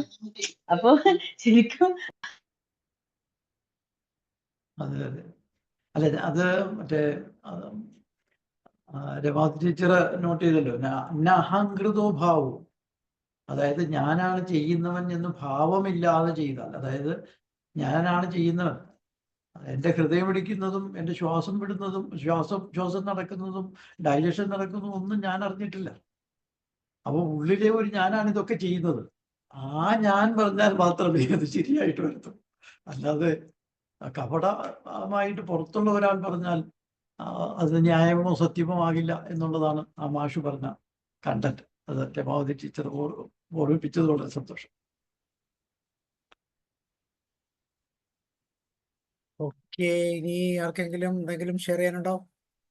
അല്ലെങ്കിൽ നമുക്ക് വൈൻഡപ്പ് ചെയ്യാം. സ്നേഹലത മാം എന്തെങ്കിലും പറയുന്നോ? ഇല്ല. ഓക്കെ. അപ്പൊ ശിവരാജ് സാർ, വളരെ മനോഹരം. ശുദ്ധോധരൻ സാറിന്റെ സാർ അതിനെ ഒന്നും കൂടി അങ്ങ് ക്രോഡീകരിച്ചു അല്ലെ? അതിന്റെ അതെ അതെ അതെ ഒരുപക്ഷെ ഞങ്ങൾ വിട്ടുപോയ പല ഭാഗങ്ങളും ഇതൊക്കെ എങ്ങനെ സാധിക്കുന്നു എന്നുള്ളതാണ്. അതെ അതെ അതെ. അത് വളരെ അത്ഭുതകരമായ ഒരു പ്രതിഭയാണ്. ഒരു സാധനം അബ്സോർബ് ചെയ്തിട്ട് ഇരട്ടി ഭംഗിയോടുകൂടി എൻ്റെ കഥയെക്കാളും ഭംഗിയായിട്ടാണ് അദ്ദേഹം അതെ അതെ, സത്യം. കഥയെ വളരെ വളരെ വളരെ മനോഹരമായി ഭംഗിയായിട്ട് വളരെ ഭംഗിയായിട്ട് പറഞ്ഞത്. അതിനെ കളർഫുൾ ആക്കി. ഈ പൂരത്തിന്റെ അതെ. കളർ പോലെ അതിനെ കളർഫുൾ ആക്കി. Additions very good, thank you. അപ്പൊ അത് വളരെ വളരെ മനോഹരമായി. എനിക്ക് പക്ഷേ സാറിന്റെ കഥ വായിക്കുന്നതിനേക്കാളും അതിൻ്റെ അകത്ത് ഇല്ലേ അഡീഷൻസ് കേറ്റി കൃത്യമായിട്ട് മനോഹരമാണ്. അപ്പോൾ ശുദ്ധോധരൻ സാറിന് പ്രത്യേക ഒരു നന്ദി. ശിവരാജ് സാറിന് തീർച്ചയായും സാറിന്റെ കഥകളൊക്കെ വളരെ പവർഫുൾ ആണ്. പക്ഷെ ഇത്രയും മീനിങ് ഒന്നും ഈ സാധാരണ ഞങ്ങൾക്കിത് കിട്ടുന്നില്ല എന്നുള്ളതാണ് അതിൻ്റെ ഒരു പ്രത്യേകത. ഇത്രമാത്രം ആന്തരികമായ തലങ്ങൾ ഇതിൻ്റെ അകത്തുണ്ട്. ഇപ്പൊ സാറ് പറഞ്ഞ അവസാനം പറഞ്ഞ 2 വാക്കുകളുണ്ടല്ലോ, ആ വാക്കുകളുടെ അർത്ഥങ്ങൾക്കൊക്കെ ഒത്തിരി ശിവരാജ് സാർ ഇതിനെ കുറിച്ച് പറഞ്ഞില്ല. എന്നിട്ട് വേണം നിർത്താൻ. സോറി, സാറിന്റെ കഥയെക്കുറിച്ച് സാറ് പറയും. അപ്പൊ ഇനി സ്വല്പം കൂടെ ക്ലാരിറ്റി വരും. അതല്ല മറ്റേ ഇപ്പോ എല്ലാരും കൂടി പറഞ്ഞപ്പോഴത്തേക്കിനും അത് പൂർണ്ണമായി. കാരണം എഴുത്തുകാരനത് എഴുതി മുന്നോട്ട് വെക്കുക എന്നുള്ളത് മാത്രമേ ഉള്ളൂ. അപ്പോൾ അത് ആസ്വാദനത്തിൽ അത് തെളിഞ്ഞു വരിക എന്നുള്ളതാണ് നമ്മുടെ ഏറ്റവും വലിയ സന്തോഷം. അത് ഏതായാലും ഈ സദസ്സിൽ, ഈ വേദിയിൽ വളരെ ഭംഗിയായിട്ട് ചെയ്യാൻ പ്രാപ്തരായിട്ടുള്ളവരും പ്രഗത്ഭരായിട്ടുള്ളവരുമായിട്ടുള്ള ആളുകൾ, ലൈലാൻ sir, Roy sir, Vincent sir, Shuddhodhanan sir, Jayachandran sir, Ramavathi teacher, അങ്ങനെ ഇത് കേട്ടിരുന്ന എല്ലാവരും തന്നെ, ആരുടെയും പേര് ഞാൻ വിട്ടോന്നറിയത്തില്ല, അത് വളരെ മറ്റേ ഉപ്പുകടലാസ് പോലെ സ്വീകരിക്കുകയും അത് വളരെ ഭംഗിയായിട്ട് തന്നെ പുനരവതരിപ്പിക്കുകയും ഒക്കെ ചെയ്ത് സഹായിച്ചതിൽ വളരെ നന്ദി. ഞാൻ ഈ പറഞ്ഞതുപോലെ കഥകൾ വീണ്ടും കഥകൾ എഴുതാനുള്ള ഒരു ഊർജം കിട്ടിക്കോട്ടെ എന്ന് വിചാരിച്ചിട്ടാണ് ഈ കഥ വായിച്ചു തുടങ്ങുന്നത്. അങ്ങനെ ഒരു ഊർജം കിട്ടുന്നുണ്ട്. സന്തോഷം. So thank you sir, thank you very much. അപ്പൊ നാളെ നമുക്ക് നമ്മുടെ മൈൻഡ്ഫുൾനെസിന്റെ പുതിയൊരു ഭാഗം. ശിവദാസ് സാറ് ഒന്നും പറഞ്ഞില്ലായിരുന്നു. സാർ എന്തെങ്കിലും പറയുന്നുണ്ടോ? സാർ അൺമ്യൂട്ട് ചെയ്തില്ലേ? ഒന്ന് അൺമ്യൂട്ട് ചെയ്യാമോ? ചെയ്യാൻ പറ്റുന്നില്ലേ? താഴെ ആ മൈക്ക് പോലുള്ള ഇതിലൊന്ന് ക്ലിക്ക് ചെയ്താൽ മതി. ഒരു മൈക്കിന്റെ ബട്ടണിൽ മൈക്ക് പോലെ കാണുന്ന ലെഫ്റ്റ് സൈഡിൽ കോർണറിൽ കാണുന്ന മൈക്കിന്റെ ബട്ടണിൽ ഒന്ന് പ്രസ് ചെയ്താൽ മതി. ചുമന്ന ഇതൊക്കെ മാറിക്കൊള്ളു. യെസ്, ഇനി സംസാരിക്കും. യെസ്, ഞാനിത് കഥ കുറച്ച് കഴിഞ്ഞ പിന്നീടാണ് എനിക്ക് കയറാൻ പറ്റിയത്. എന്നാലും വളരെ രസകരമായി തോന്നി. വളരെ ശരിക്ക് ആസ്വദിക്കാൻ പറ്റി. സമകാലീന കാര്യങ്ങളൊക്കെ നമ്മൾ ചുറ്റും കാണുന്നതും കേൾക്കുന്നതും കാര്യങ്ങളൊക്കെ ഇത്രയും ഉൾക്കൊണ്ട് ഒരു കഥ ആയിട്ട് പറഞ്ഞ് വളരെയധികം എൻജോയ് ചെയ്യാൻ പറ്റി. Thank you. Thank you sir. Thank you. Thank you very much. Shivadas sir. Okay, so Shivaraj sir, once again thank you very much. Okay, thank you. Good night. See you.